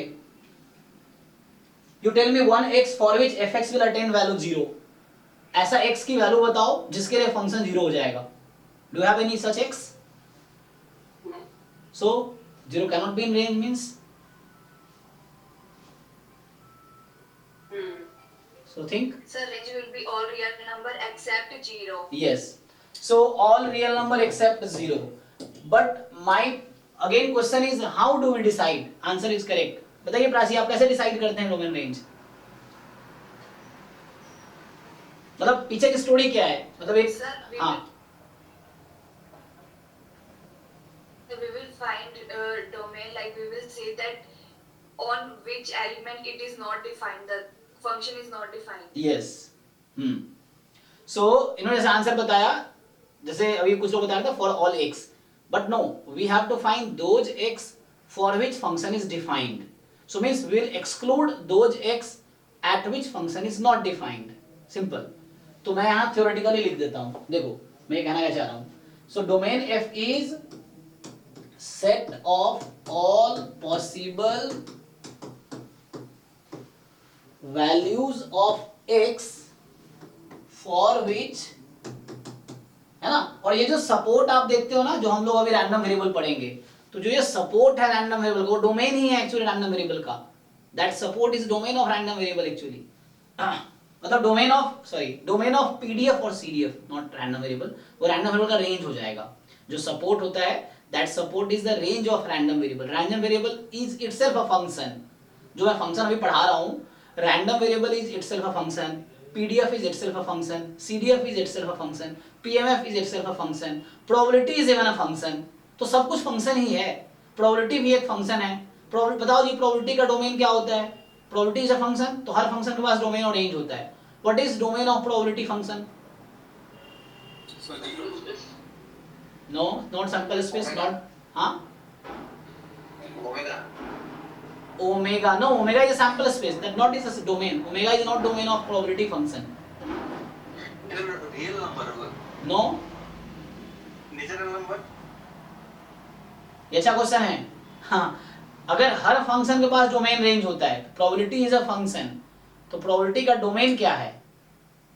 और सर वो सैंपल स्पेस से हम वो ये रैंडम वेरिएबल के थ्रू जाएंगे, तो रियल नंबर जो आएगा वही डोमेन नंबर। नहीं, वो तो रेंज हो जाएगा। जो आप जो बता रहे हो वो रेंज है रैंडम वेरिएबल का। मतलब प्रोबेबिलिटी का मैं पूछ रहा हूँ। Probability is a function, p probability. Sigma field. Yes, sigma field, right. So sigma field is the right answer. So अभी सिग्मा फील्ड पे जैम 2024 में भी क्वेश्चन आया है। एक क्वेश्चन, 4 ऑप्शन है, पूछा गया है कौन सा सिग्मा फील्ड है 4 ऑप्शन में से, जैम 2024 में। पहले भी है ना, गेट में आ चुका है क्वेश्चन सिग्मा फील्ड पे। तो sigma field is domain of probability function. Sigma field होता क्या है वो तो मैं पढ़ाऊंगा तो बताऊंगा। तो sigma field is a collection of all subsets of sample space under some condition. वहां 3-4 कंडीशंस हैं कि एम्प्टी सेट होने चाहिए, ए है तो कॉम्प्लीमेंट होने चाहिए, अगर A1 A2 A3 and so on they are in sigma field then उसके यूनियन होने चाहिए। ये 3 कंडीशंस हैं। तो प्रोबेबिलिटी एक फंक्शन है, तो प्रोबेबिलिटी फंक्शन का डोमेन है सिग्मा फील्ड, प्रोबेबिलिटी फंक्शन का रेंज है 0 to 1, ये आप सब जानते हो। रैंडम वेरिएबल एक फंक्शन है, रैंडम वेरिएबल का डोमेन है सैंपल स्पेस, जो आप बता रहे थे आप लोग। रैंडम वेरिएबल एक फंक्शन है, उसका डोमेन है सैंपल स्पेस और उसका रेंज है डिपेंड्स ऑन द केस कि हाउ डू वी डिफाइन, उसके अकॉर्डिंग जो बता रहे थे करस्पॉन्डिंग वैल्यू देख लेंगे, सैंपल स्पेस के करस्पॉन्डिंग हम वैल्यूज देख लेंगे क्या क्या आ रहे हैं, वो रेंज है। उसी रेंज को हम वहां सपोर्ट बोलते हैं, सपोर्ट ऑफ रैंडम वेरिएबल, है ना, या सपोर्ट ऑफ जो पीडीएफ है, तो support of random variable, range of random variable, और वो जो सपोर्ट है that will be the domain of PDF. ये थोड़ा सा वो समझ आएगा जब वो करोगे आप, है ना, फंक्शन के बारे में ठीक से समझोगे तो सब कुछ फंक्शन ही चल रहा है। देख लो मैं बता दिया, probability generating function, moment generating function, PMF क्या है, प्रोबेबिलिटी मास फंक्शन, पीडीएफ क्या है, प्रोबेबिलिटी डेंसिटी फंक्शन, सीडीएफ क्या है, कुमुलेटिव डिस्ट्रीब्यूशन फंक्शन, सब फंक्शन ही है। तो अगर फंक्शन के बारे में ठीक से जानकारी है तो वहां आप सही से आइडिया लगा पाओगे। ये चीज है। जैसे एग्जांपल के लिए कोई रैंडम वेरिएबल डिस्क्रीट होगा, ये कैसे डिसाइड होता है, उस रैंडम वेरिएबल का जो रेंज है, range that should be a countable set, then it is discrete random variable. कोई रैंडम वेरिएबल कॉन्टिन्यूअस कब होगा, उस रैंडम वेरिएबल का range should be uncountable set. So random variable is a function, सब function है, इसलिए function के बारे में ठीक से जानकारी आपको होना चाहिए ताकि वहां डिसाइड कर सको। अभी क्वेश्चंस जब करेंगे, जब पढ़ेंगे प्रोबेबिलिटी तो वहां देखेंगे, तो इसलिए मैथमेटिक्स बहुत यूज होता है हमारे प्रोबेबिलिटी थ्योरी में, है ना, रैंडम वेरिएबल या एस्टिमेट सब में बैकग्राउंड में मैथमेटिक्स से चल रहा है। ओके, सो डोमेन का डेफिनेशन क्या, how do we define domain of any function f, ठीक है। So set of all possible values of x for which, है ना, जब मैं कोई क्वेश्चन पूछ रहा हूं आपसे, आप बुक यूज कर सकते हो, गूगल यूज कर सकते हो, कोई भी देख के बता सकते हो। द पर्पस इज लर्निंग, आपको सीखना है कहीं से भी, जैसे मैं पूछ रहा हूं तो आपको आंसर जानना है। कहां से जानना है, बुक से ढूंढ सकते हो, गूगल से ढूंढ सकते हो, पता है तो खुद बता दो, नहीं तो ढूंढ के बताओ, बट ये है कि सीखना है आपको। इस प्रोसेस में आप मेरे साथ अगर 1 साल हो तो सब बहुत कुछ सीखोगे आप, और यही चीज यूज करना है एग्जाम में। तो मेन थिंग इज लर्निंग, ये है। So set of all possible values of x for which fx is defined, ठीक है। तो ये डेफिनेशन हो गया डोमेन का कि how do we decide domain, this is a restriction कि all those values of x for which the function must be defined, so we will exclude those points where function is not defined, मतलब उन point को हम छोड़ देंगे, domain से बाहर कर देंगे जहां पे फंक्शन डिफाइंड नहीं है, इस तरीके से, ठीक है। अच्छा, रेंज को कैसे डिफाइन करेंगे, तो यहाँ कोडोमेन का कोई सीन नहीं आएगा, यहाँ पे कोडोमेन की जरूरत ही नहीं है, जब कोडोमेन गिवन नहीं होगा तो आपसे पूछेगा भी नहीं, ठीक है, इन जनरल इस तरह से। सो आता है रेंज ऑफ f। चलिए, तो जैसे अभी बताया, जैसे प्राची ने बताया कि रेंज है r-0 इस फंक्शन का, मैं भी कैलकुलेट करूंगा कैसे आया, बताइए जी, कोई भी, प्राची या कोई भी, how do we decide range, under what conditions, मतलब कैसे डिसाइड करते हैं रेंज हम। सर इसका इन्वर्स फाइंड करके y is equals to 1 by x minus 1 और सर फिर वो उससे y की टर्म्स में हम f हो पाए। जी जी करेक्ट। तो क्या किया इन्होंने, देख लिया कि y की पॉसिबल वैल्यूज क्या हो सकती है, सिंपल। तो हाँ, अरे नहीं नहीं, देखो मेरा नाम से जहां पे होगा उसको पिन करो, 3 डॉट होंगे ना, उस डॉट पे क्लिक करो, पिन का ऑप्शन होगा, पिन करो उसको, पार्टिसिपेट में जाके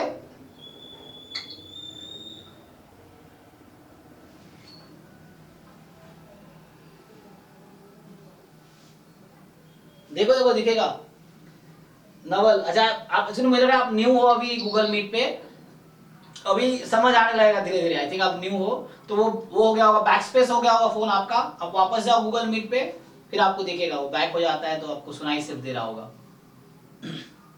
या लैपटॉप से अगर आप ज्वाइन कर सकते हो, लैपटॉप से कर सकते हो। और जब भी आप क्लास में हो, बस एक रिक्वेस्ट ये है कि आप प्रॉपर पेन पेपर लेके बैठो, जो पूछूं बताओ, कैलकुलेट तो सीखोगे आप। मान लो ऑफलाइन क्लास जैसे है, बोलो बात हम आमने सामने नहीं है, लेकिन आपके है ना कंप्यूटर या लैपटॉप या फोन के सामने तो है, तो आप बिल्कुल वैसे ही जैसे क्लासरूम में आप बैठते हो, टीचर जब आपके सामने होते हैं, पेन पेपर लेके वैसे आप डिस्कशन करो, सीखोगे, ये है।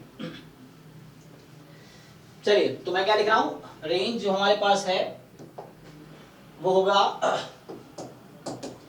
सेट ऑफ ऑल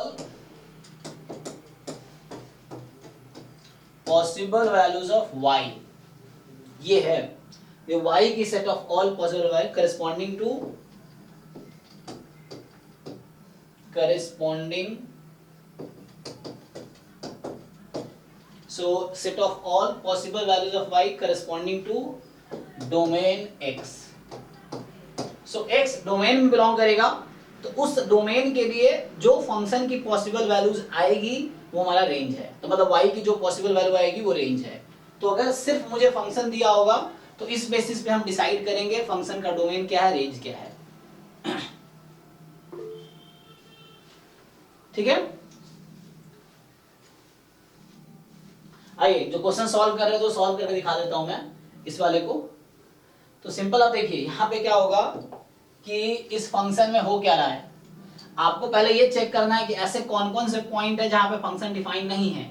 तो जैसे इसका सॉल्यूशन लिखूं अगर मैं, तो इसका सॉल्यूशन जो होगा कि when x is equal to 1 fx is not defined. ठीक, जब x को 1 रख देंगे तो fx 1/0 हो जाएगा। 1/0 नॉट डिफाइंड हो जाता है। ठीक है, अच्छा, तो इसीलिए डोमेन बाकी सारे पॉइंट के लिए डिफाइंड है, सिर्फ एक ही पॉइंट यहाँ डिफाइंड नहीं है। x को 1 के अलावा आप कुछ भी पुट करोगे कुछ ना कुछ आंसर देगा ये। तो यहां से क्या आ गया आपका डोमेन जो फंक्शन का है, domain of f is all real number except 0। अब ये आप लोगों को सेट का सीन पता है ना, पैरेंथेसिस मैं बताता हूं, इंटरवल थोड़ा सा। तो रेंज क्या होता है, तो रेंज के लिए हम क्या करते हैं कि आपको fx को y रख दो, सो y बराबर x माइनस 1 है, क्रॉस मल्टीप्लाई कर लो, x माइनस 1 बराबर 1/y, x निकाला तो 1 प्लस 1/y। अब यहाँ x कोई भी रियल नंबर हो सकता है ना 0 को छोड़ के, ठीक है, 0 आएगा नहीं। और देखो यहाँ y को 0 पुट कर सकते हो क्या, नहीं कर सकते। अगर मैं y को 0 पुट करूंगा तो x नॉट डिफाइंड आ जाएगा, लेकिन डोमेन तो डिफाइंड रहता है ना। तो मतलब y की वैल्यू यहाँ 0 पे सुटेबल नहीं है। y is equal to 0 is not suitable value for this function, क्योंकि उस पर नॉट डिफाइंड आ जाएगा x। तो इसका मतलब ये हुआ कि when y is equal to 0 यह आ जाएगा x इज नॉट डिफाइंड। ऐसा समझिए कि x डिफाइंड नहीं है, लेकिन x तो डोमेन का पार्ट है, डिफाइन होना चाहिए, इसीलिए ये आउट हो जाएगा। कहां से, रेंज में से। सो रेंज में से आउट हो जाएगा। So all real number except 0, this is the range, जो कि आंसर था। ठीक है, अच्छा मैं थोड़े सर एक डाउट है। बोलिए बोलिए। हाँ, कि जब फंक्शन 1 है तो ठीक है, बट फंक्शन अगर 1 नहीं है तो f इनवर्स 1 एग्जिस्ट नहीं करेगा। यस, अगर 1 1 ऑन 2 नहीं है, बाइजेक्टिव फंक्शन नहीं है, तो इनवर्स एग्जिस्ट करेगा ही नहीं, बिल्कुल। जैसे ये 1 1 नहीं है, चलिए इसको चेक करते हैं। इसका रेंज कैसे निकाला आपने? इसके बहुत सारे तरीके हैं रेंज निकालने के, कई सारे क्राइटेरिया है।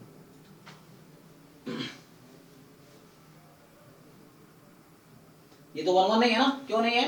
क्योंकि f ऑफ 1 और f ऑफ -1 सेम ही आंसर दे रहा होगा 1/2। तो डिफरेंट x पे सेम वैल्यू आ रहा है फंक्शन का, तो 1 1 नहीं है। ये जो कह रहा था 1 1 है, 1 1 तो नहीं है। इंक्रीजिंग है क्या? तो इंक्रीजिंग होता क्या है, मैं आगे सब डेफिनेशन लिखाऊंगा, वैसे यूज कर रहा हूँ। इंक्रीजिंग में ये होता है कि जब x की वैल्यू बढ़ाएंगे तो फंक्शन की वैल्यू बढ़ जाएगी, तो हम बोलेंगे फंक्शन इंक्रीजिंग है। फंक्शन डिक्रीजिंग कब होती है?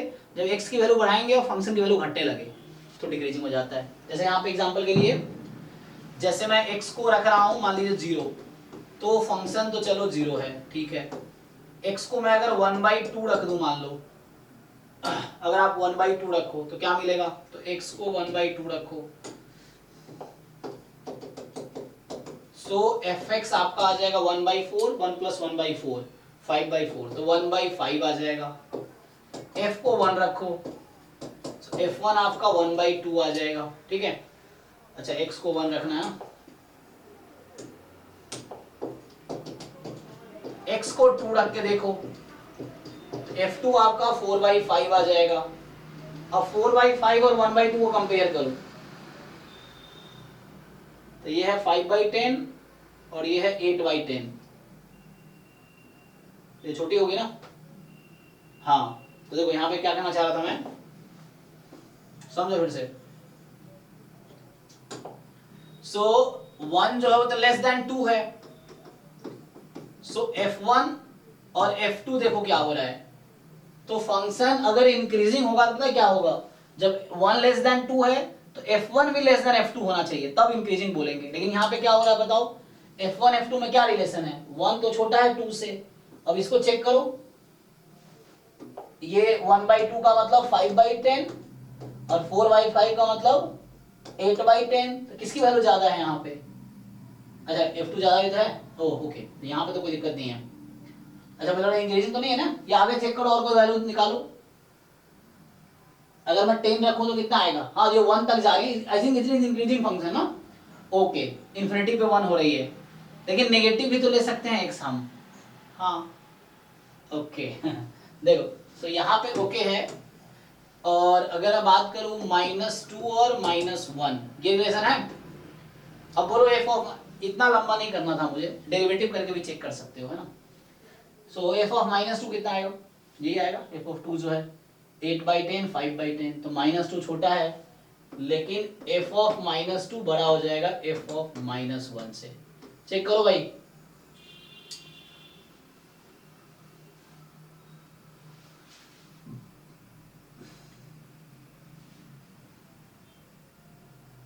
सही है ना। तो क्वेश्चन ये था, ये फंक्शन इंक्रीजिंग है कि डिक्रीजिंग है, उसकी बात कर रहा था मैं। देखो दूसरा तरीका जो आप लोगों ने लोअर क्लास में पढ़े होंगे वो ये होता है f' वाला, तो आप f' निकाल के भी चेक कर सकते हो। सो f' निकालोगे सो ये हो जाएगा, न्यूमरेटर का डेरिवेटिव 2x 1 + x² माइनस, ठीक है 2x 1 + x², और माइनस में यहां हो जाएगा 2x × x², ठीक है।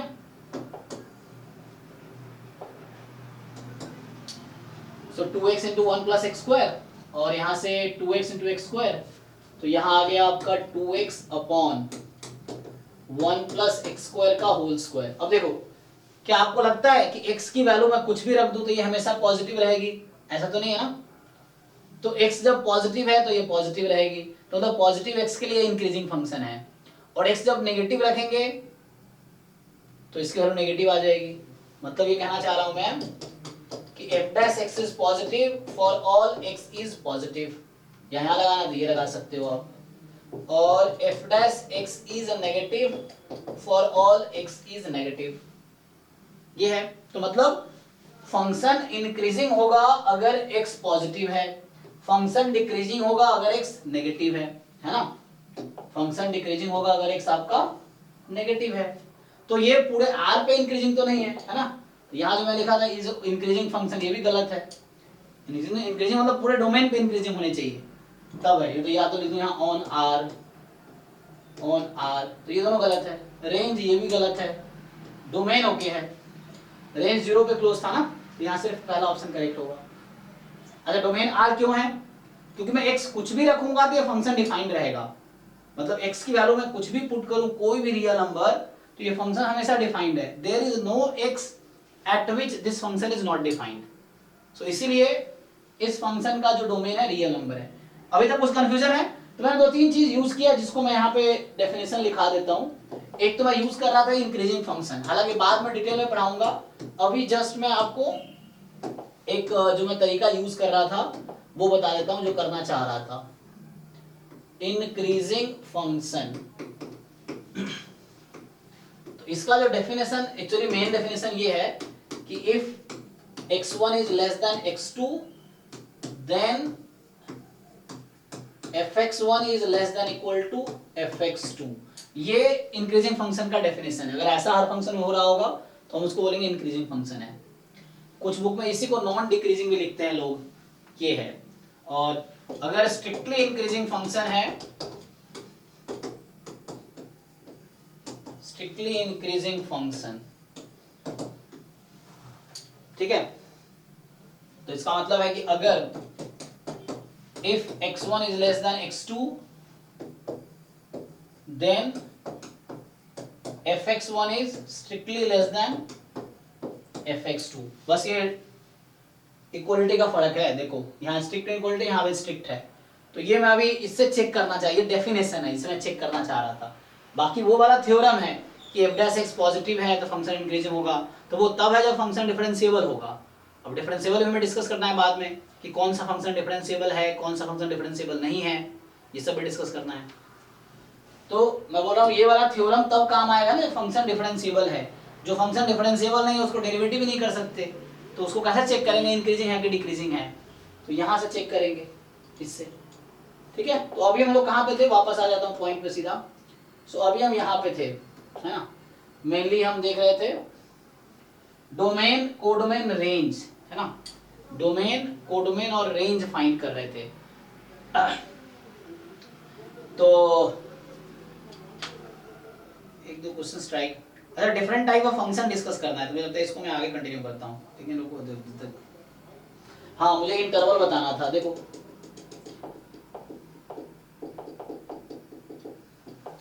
जैसे जो सेट है ना, एक बार ये देख लो, सेट क्या होता है, a well defined collection of object, a well defined collection of objects, ये आपका सेट है, a well defined collection of object is a set, okay।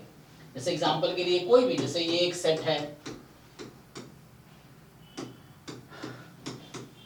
ये लिख रहा हूं इस तरह से, या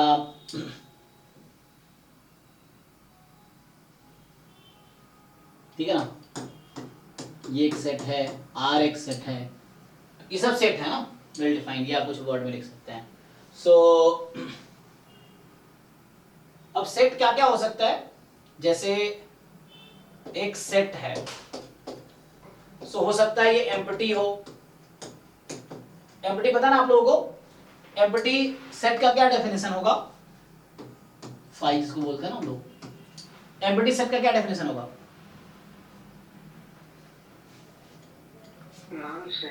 हाँ नल सेट उसका नाम है, empty set, null set, void set, ये तीनों एक ही सेट के तीन अलग अलग नाम हैं।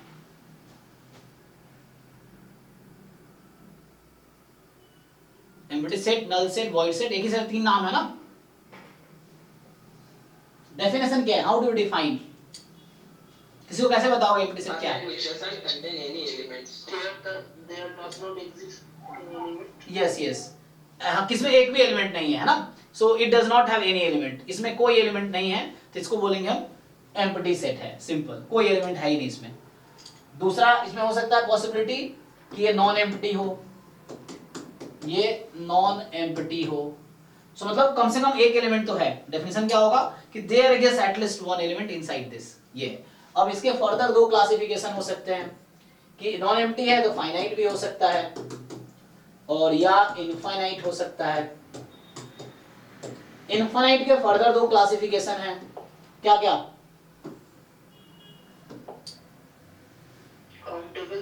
Yes, countably infinite, countably infinite लिखेंगे, काउंटेबल अलग हो गए थोड़ा, countably infinite, अनकाउंटेबली infinite,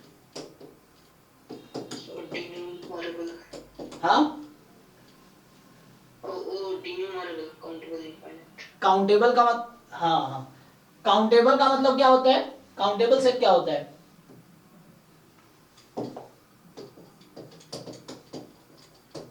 countable set का क्या डेफिनेशन है, देखा है काउंट, हम नेचुरल नंबर से हर एक एलिमेंट को मैप कर सकते हैं, वन वन और ऑन टू मैपिंग होगा। ये काउंटेबल सेट है कि नहीं, ये पहला सेट जो लिखा है मैंने, हाँ काउंटेबल, तो नेचुरल से मैप नहीं कर पाएंगे इसको, तो कर पाएंगे, हाँ वन के लिए वन, टू के लिए टू, थ्री के लिए थ्री, काउंटेबल। लेकिन नेचुरल तो इनफाइनाइट एलिमेंट है नेचुरल नंबर में,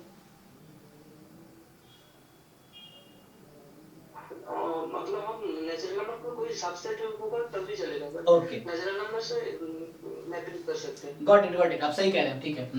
सो मतलब ये है कि नेचुरल नंबर या उसका सबसेट के साथ अगर 1 1 ऑन टू मैपिंग मिल जाता है तो वो काउंटेबल सेट है। तो डेफिनेशन में चले गए, मैं यहाँ सिंपली लिख देता हूँ। तो a set which is finite or countable, है ना? So this is called, sorry not countable, यहाँ गलती से, a set which is finite or countably infinite, countably infinite, a set which is finite or countably infinite, ठीक है, is called countable set, is called countable set,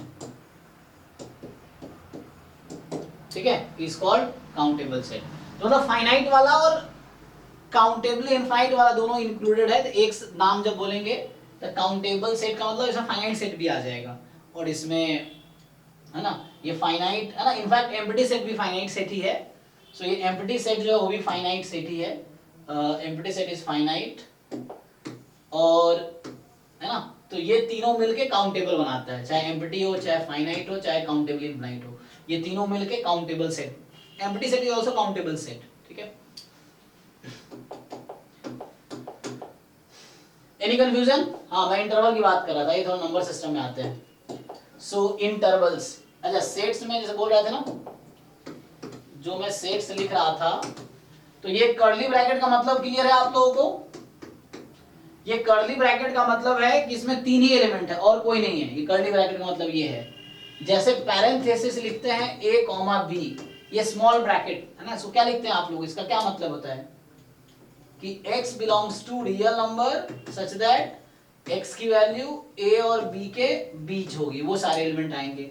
बाकी आप जानते होंगे दोनों तरफ क्लोज है, तो इसका मतलब है कि वैसे रियल नंबर्स जो a के भी इक्वल है, b के भी इक्वल है, एक इस साइड ओपन, इस साइड क्लोज्ड, ओपन क्लोज्ड।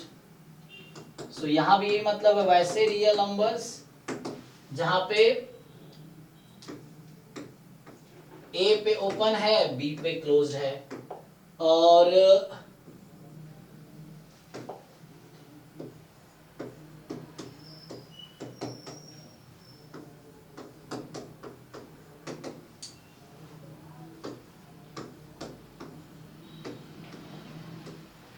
ये हो गया, ठीक है। सो इस तरीके से, और इसको ये जो फाइनाइट सेट इस तरह लिखते हैं कर्ली ब्रैकेट में, वैसे ही एलिमेंट है। जैसे यहाँ पे है x belongs to real number such that x या तो a है, या x b है, या x c है, और कोई पॉसिबिलिटी नहीं है इसका, है ना। ये मतलब यहाँ पे है कि ये actually only 3 elements are there, अगर इस तरह से लिखा हुआ है तो। मतलब इसमें ये तो पता नहीं, ये फाइनाइट इंटरवल्स मतलब क्या मीनिंग है इसका, तो ये मीनिंग आपको देखना है। तो यहाँ only it has only 3 element, there is no 4th element. तो ये फाइनाइट सेट हुआ, ये सब इनफाइनाइट सेट है। और इनफाइनाइट में कौन सा वाला होगा ये, काउंटेबली या अनकाउंटेबली? ये सब इंटरवल्स जो होते हैं इसको बोलते हैं intervals. Intervals are countably infinite और अनकाउंटेबली इनफाइनाइट। एनीवन? नहीं, अनकाउंटेबल, ठीक है ना। इंटरवल्स आर अनकाउंटेबली इनफाइनाइट, तो मुझे इसको भी पढ़ाना पड़ेगा आगे, अनकाउंटेबली इनफाइनाइट। देखो अनकाउंटेबल क्या होता है, जैसे सेट है, जैसे मैं लिख रहा था ना, जैसे नेचुरल नंबर का सेट है, इंटीजर का सेट है, रैशनल नंबर का सेट है, ये सब जो है ये सब काउंटेबल सेट में आते हैं। So these are countable sets.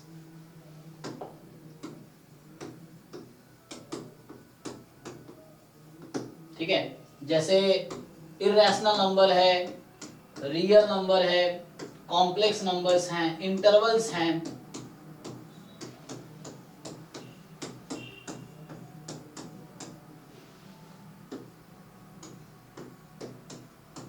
These are uncountable sets। ये जो ये सब जो सेट्स हैं ये सब अनकाउंटेबल सेट हैं। सो ये जो सेट्स लिख रहा हूं मैं, दीज आर अनकाउंटेबल सेट्स। ठीक है, तो ये सब क्या है, अनकाउंटेबल सेट है।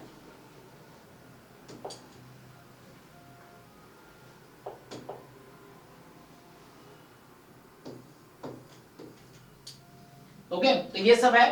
तो आज मेनली मैं स्टार्ट किया था फंक्शन से, डोमेन, कोडोमेन, रेंज। अच्छा, आपको अगर प्रैक्टिस करना हो, फिर से बोल रहा हूं, अगर आपको इस तरह क्वेश्चंस, तो रेफरेंस क्या लेना है अभी, you can just go through, है ना, जो ये टॉपिक आपके मैं बता दूं क्लास 11th का एनसीईआरटी जस्ट आप देख सकते हैं। 11th का जो एनसीईआरटी बुक है उसमें चैप्टर नंबर 2 है। तो पहला टॉपिक रिलेशन है, उसको इग्नोर करना, दूसरा टॉपिक फंक्शन से स्टार्ट है। You can read that and वहां पे आप थोड़े से क्वेश्चंस कर सकते हो। साथ में आईआईटी जेईई का जो मेंस एंड एडवांस के जो क्वेश्चंस हैं, आप ट्राई करना चाहो तो ट्राई कर सकते हो, भले मैं पढ़ाऊंगा अभी।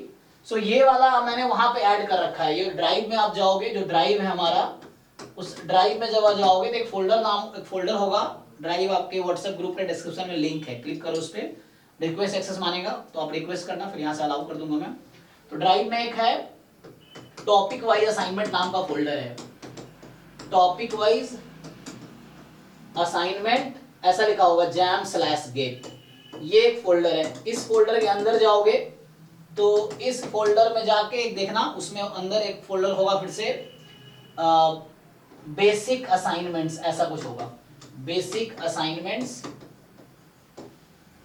ठीक है, फॉर 2025 ऐसा कुछ होगा, ये बेसिक लेक्चर्स। इसमें जाओगे ना तो इसमें एक, इसको खोलोगे तो इसमें ये वाला पीडीएफ पड़ा होगा विद सॉल्यूशन, बहुत सारे क्वेश्चंस हैं, विद सॉल्यूशन भी है, उसका आंसर की भी है। तो you can see that, just एक बार बेसिक्स आपके ठीक हो जाएंगे, है ना, तो उसको सॉल्व कर सकते हो। अभी ये आप यहाँ देख सकते हो, या आप जो लोग आर.डी. शर्मा, के.सी. सिन्हा या ये जो डिफरेंट ऑथर्स के आर.एस. अग्रवाल की बुक पढ़ते हो वो भी देख सकते हो। जैसे बार बेसिक रिवाइज करो, मैं एक बार बेसिक्स करा देता हूँ ताकि फ्यूचर में आपको प्रॉब्लम ना आए, इसीलिए। तो अभी आज मैंने बस डोमेन, कोडोमेन, रेंज बताया, इतना ही किया है। अगले क्लास में इसके आगे कंटिन्यू करूंगा मैं कि टाइप ऑफ फंक्शन, जैसे ग्रेटेस्ट इंटीजर फंक्शन क्या है, मॉड्यूलस फंक्शन क्या है, सिग्नम फंक्शन क्या है, इस तरह से जो डिफरेंट टाइप ऑफ फंक्शंस हैं, फिर उसके ग्राफ्स देखेंगे। ये सब हम लोग नेक्स्ट क्लास में डिस्कस करेंगे, type of functions mainly discuss करेंगे, उसका डोमेन, कोडोमेन, रेंज, फिर क्वेश्चंस भी सॉल्व करेंगे इनमें कि हाउ टू सॉल्व। इसमें बहुत अच्छे से क्वेश्चंस हैं, तो आप ये कर सकते हो, है ना। और अब आपको आसान लगेगा, उस टाइम आप जब हम जेईई तैयारी कर रहे थे तब थोड़ा सा मुश्किल लगता था ना, अभी इजी लगेगा आपको। ठीक है, तो आज मैं यही स्टॉप करता हूँ, अभी 9:30 से मेरा है ना उसका बैठ है डेट करने। सर आज का पीडीएफ मिल जाएगा? हाँ, अभी मैं भेजूंगा ग्रुप में, अभी जस्ट भेज दूंगा, ये जो लिखा है ना जो भी, वो ग्रुप में आ जाएगा आपका, ठीक है। और आप अपना नोट्स बना सकते हैं। जी बढ़ती का सर नेचुरल नंबर का सेट काउंटेबल कैसे है, मतलब 1 से शुरू होता है और इंफिनिटी तक जाता है, जी तो काउंटेबल कैसे है? जी एक्चुअली उसके लिए मुझे डिफाइन करना पड़ेगा काउंटेबली इनफाइनाइट सेट को। सो एक्चुअली इसका जो डेफिनेशन आता है, अगर आप बुक्स में देखेंगे ऑनलाइन, क्योंकि आपके पास तो बहुत सारे एक्सेस है, आप ऑनलाइन गूगल कर सकते हैं, बुक खोल सकते हैं, वहां पढ़ सकते हैं, और जो भी कंफ्यूजन है मुझसे डिस्कस कर सकते हैं। आप किताबें कहीं भी पढ़िए, मेन समझना है मुझसे डिस्कस कीजिए। तो ये नेचुरल नंबर का सेट काउंटेबली इनफाइनाइट क्यों है, तो एक इंग्लिश वाला वर्ड होता है, कई बार इंग्लिश का वर्ड होता है, कई बार मैथमेटिक्स का वर्ड है, तो हमें उसको मैथमेटिकल मीनिंग जानना है कि उसका मैथमेटिकल डेफिनेशन क्या है ना। काउंटेबल सेट का मतलब हमें इंग्लिश में ऐसा लगता है कि हो सकता है कि जिसको हम काउंट कर सके, यही ना इंग्लिश में जो है, लेकिन मैथमेटिक्स में वो मीनिंग नहीं है। मैथमेटिक्स में उसका मैथमेटिकल डेफिनेशन होगा। तो आप गूगल करेंगे डेफिनेशन ऑफ काउंटेबल सेट, या किसी बुक में खोल के देख लीजिए, पीडीएफ खोल लीजिए ऑनलाइन, तो आपको वहां मिलेगा ऐसा डेफिनेशन। तो वहां क्या कहता है वो कि a set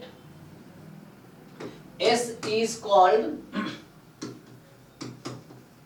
countably infinite set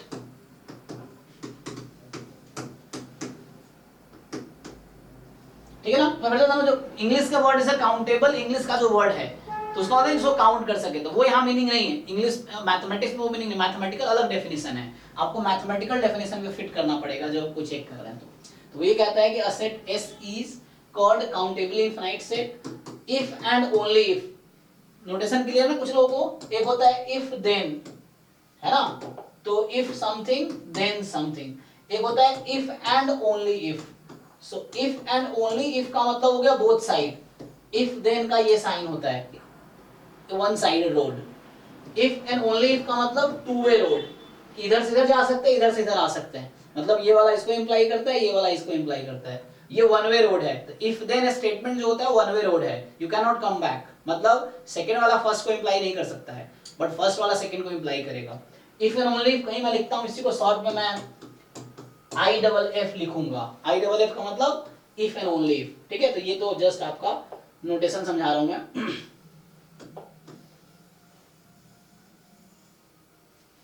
इसको ऊपर भेज देता हूं, जस्ट एक नोटेशन है ना।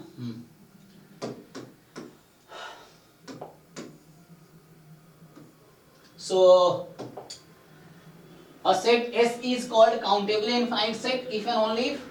So 1 2 3 है ना, इसकी बात कर रहा था ना आप। तो यहाँ ये कहता है जो डेफिनेशन, सो डेफिनेशन कहता है कि if and only if there exists a bijective function, या बुक में लिखा होगा बाइजेक्शन, मतलब बाइजेक्टिव फंक्शन फ्रॉम या बिटवीन, ऐसा लिख लो, between natural number and S. ये डेफिनेशन है। अब जैसे आपने कहा कि नेचुरल नंबर कैसे काउंटेबल है, तो मैं एक डेफिनेशन के हिसाब से सोचूंगा, इसलिए हमें डेफिनेशन पता होना चाहिए कि डेफिनेशन क्या है मैथमेटिकली। तो ये कहता है कि कोई सेट को आप काउंटेबल कब बोल सकते हो, जब सेट ऑफ नेचुरल नंबर से एस में एक बाइजेक्टिव फंक्शन मिल जाए। तो यहाँ एस की जगह हमारा क्या है, अभी जो हम चेक कर रहे हैं वो नेचुरल नंबर ही है, क्योंकि मुझे नेचुरल नंबर को ही चेक करना है। तो आप बताइए नेचुरल नंबर से नेचुरल नंबर में क्या आपको लगता है कोई बाइजेक्टिव फंक्शन मिलेगा? विदिका बताइए, ऐसा कोई फंक्शन है जो नेचुरल नंबर से नेचुरल 1 1 हो जाए, ऑन टू भी हो जाए, मतलब बाइजेक्टिव हो जाए? सर होगा। हाँ, identity function. yes yes correct, so identity function, so this function is 1 1 on to n से n में है। तो according to this definition, with reference to this definition, natural number is a countable set। फिर आप मुझसे पूछेंगे कि जो इंटीजर है वो कैसे काउंटेबल हो गया, तो उसके पीछे भी सेम स्टोरी है कि एक ऐसा फंक्शन मिल जाएगा मुझे, जैसे मैं आपको कुछ इसको एक्सप्लेन कर देता हूं कि जैसे मैं एक क्वेश्चन पूछूं या कोई बच्चा मुझसे पूछे कि वाई, कोई पूछता है मुझसे कि वाई जेड इज काउंटेबल, ये या काउंटेबली इनफाइनाइट, ये अनकाउंटेबली क्यों नहीं है? मान लीजिए ये क्वेश्चन है कि ये जो इंटीजर का सेट है वो काउंटेबली इनफाइनाइट क्यों है। और पता मजे की बात क्या है मैथमेटिक्स में, कि जितने एलिमेंट इंटीजर में हैं उतने ही एलिमेंट नेचुरल नंबर में हैं मैथमेटिकली, है ना। ऐसे आप सोचेंगे लॉजिकली अरे इसमें तो नेगेटिव भी आ जाता है, इसमें नेगेटिव नहीं है। तो मैथमेटिकली दोनों में सेम नंबर ऑफ एलिमेंट्स हैं, ठीक है, दोनों की कार्डिनलिटी सेम है। एक वर्ड यूज होगा कार्डिनलिटी, मतलब नंबर ऑफ एलिमेंट वाला। तो इसका आंसर क्या होगा? फिर से आंसर ये होगा, क्या कोई ऐसा फंक्शन मिलता है जो बाइजेक्टिव हो?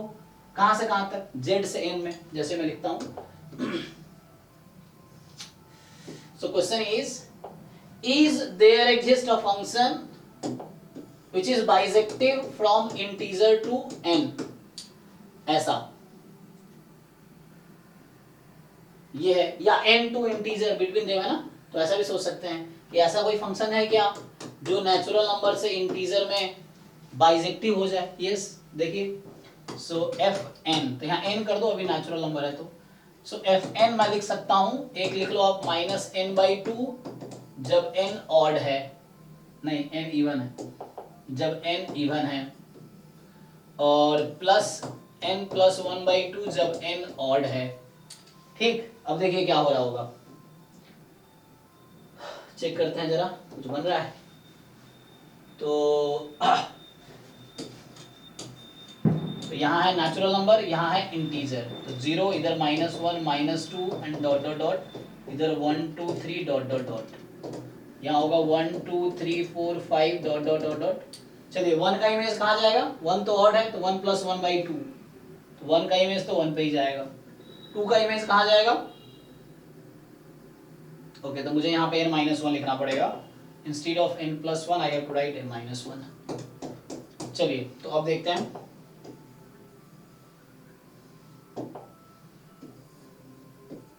तो ये मैं खुद कंस्ट्रक्ट कर रहा हूँ फंक्शन, ठीक है।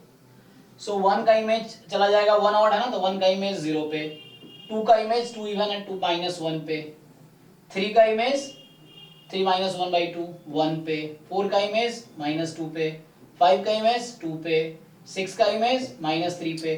तो ऐसे करके ये साइकिल चलाते रहेंगे ना, तो एक तो नेचुरल नंबर में जितने एलिमेंट है सबके पास इमेज होगा, एक के पास एक ही इमेज होगा, मतलब फंक्शन है ये फंक्शन है। दूसरी चीज फंक्शन है तो 1 1 2 चेक करना होता है, तो डिस्टिंक्ट एलिमेंट के पास डिस्टिंक्ट इमेज होगा। तो ये 1 1 की डेफिनेशन है जो कि आगे मैं दिखाऊंगा। ऑन टू है क्या? ऑन टू क्या होता है कि रेंज और कोडोमेन इक्वल हो जाए। जब फंक्शन का रेंज और कोडोमेन इक्वल हो जाएगा तो ऑन टू हो जाएगा। तो इसका जो रेंज है ये हम जो अभी मैप कर रहे थे तो रेंज बन रहा है। कोडोमेन पहले से पता है कि इंटीजर है, तो मतलब ये इंटीजर का हर पॉइंट इस फंक्शन से मैप हो जाएगा, कोई छूटेगा नहीं। तो कोई छूटेगा नहीं, इसका क्या मतलब है कि जितने भी कोडोमेन में मेंबर्स हैं वो सब रेंज में आ जाएंगे। तो सब रेंज में आ जाएंगे तो ऑन टू हो जाएगा। तो ये एक ऐसा फंक्शन है जो 1 1 ऑन टू है, मतलब बाइजेक्टिव है। कहां से कहां तक? z से n से z में। तो इसका मतलब क्या हुआ कि by definition z is countable set. Same आप रैशनल नंबर के साथ कर सकते हैं कि जो सेट ऑफ रैशनल नंबर है वो भी काउंटेबल है, मतलब काउंटेबली इनफाइनाइट है, जबकि set of irrational number countably infinite है। मतलब कि पता है कितने इरेशनल नंबर है? जितने रियल नंबर्स हैं। कितने रैशनल नंबर्स हैं? जितने नेचुरल नंबर्स हैं। तो जितने नेचुरल नंबर्स हैं उतने ही रैशनल नंबर्स हैं, और जितने रियल नंबर्स हैं उतने इरेशनल नंबर्स हैं, और रैशनल यूनियन इरेशनल रियल हो जाएगा। तो मतलब इरेशनल नंबर अनकाउंटेबल सेट है, तो उसका कार्डिनलिटी उसको एलिफ क्या बोलते हैं, कंटिन्यूम बोलते हैं, और जो नेचुरल नंबर की कार्डिनलिटी है उसको एलिफ नॉट बोलते हैं। Just aleph naught cardinality of any countable infinite set. Continuum is the cardinality of any uncountable infinite set. तो ये कुछ स्टोरी है। Okay, so I think this is fine Pritika. Yes sir. हाँ, so definition हमें जब भी मैथमेटिक्स में हम कोई कंफ्यूजन में पढ़ेंगे तो पहला काम हमारा होगा उस वर्ड का डेफिनेशन जानना कि मैथमेटिकल डेफिनेशन क्या है उस वर्ड का, एंड देन हम लोग फिर उसके अकॉर्डिंग आगे बढ़ेंगे। चलिए, तो आज हमने बस फंक्शन स्टार्ट किया, डोमेन, कोडोमेन, रेंज डिस्कस किया, ये 4 चीजें। आगे मैं कंटिन्यू करूंगा टाइप्स ऑफ फंक्शन। कल संडे, कल छुट्टी रखते हैं। चलो अभी इनिशियली आप थोड़ा सा रिलैक्स करो, कल छुट्टी रखते हैं, परसों आपकी क्लास होगी मंडे को, ठीक है। Thank you and good night.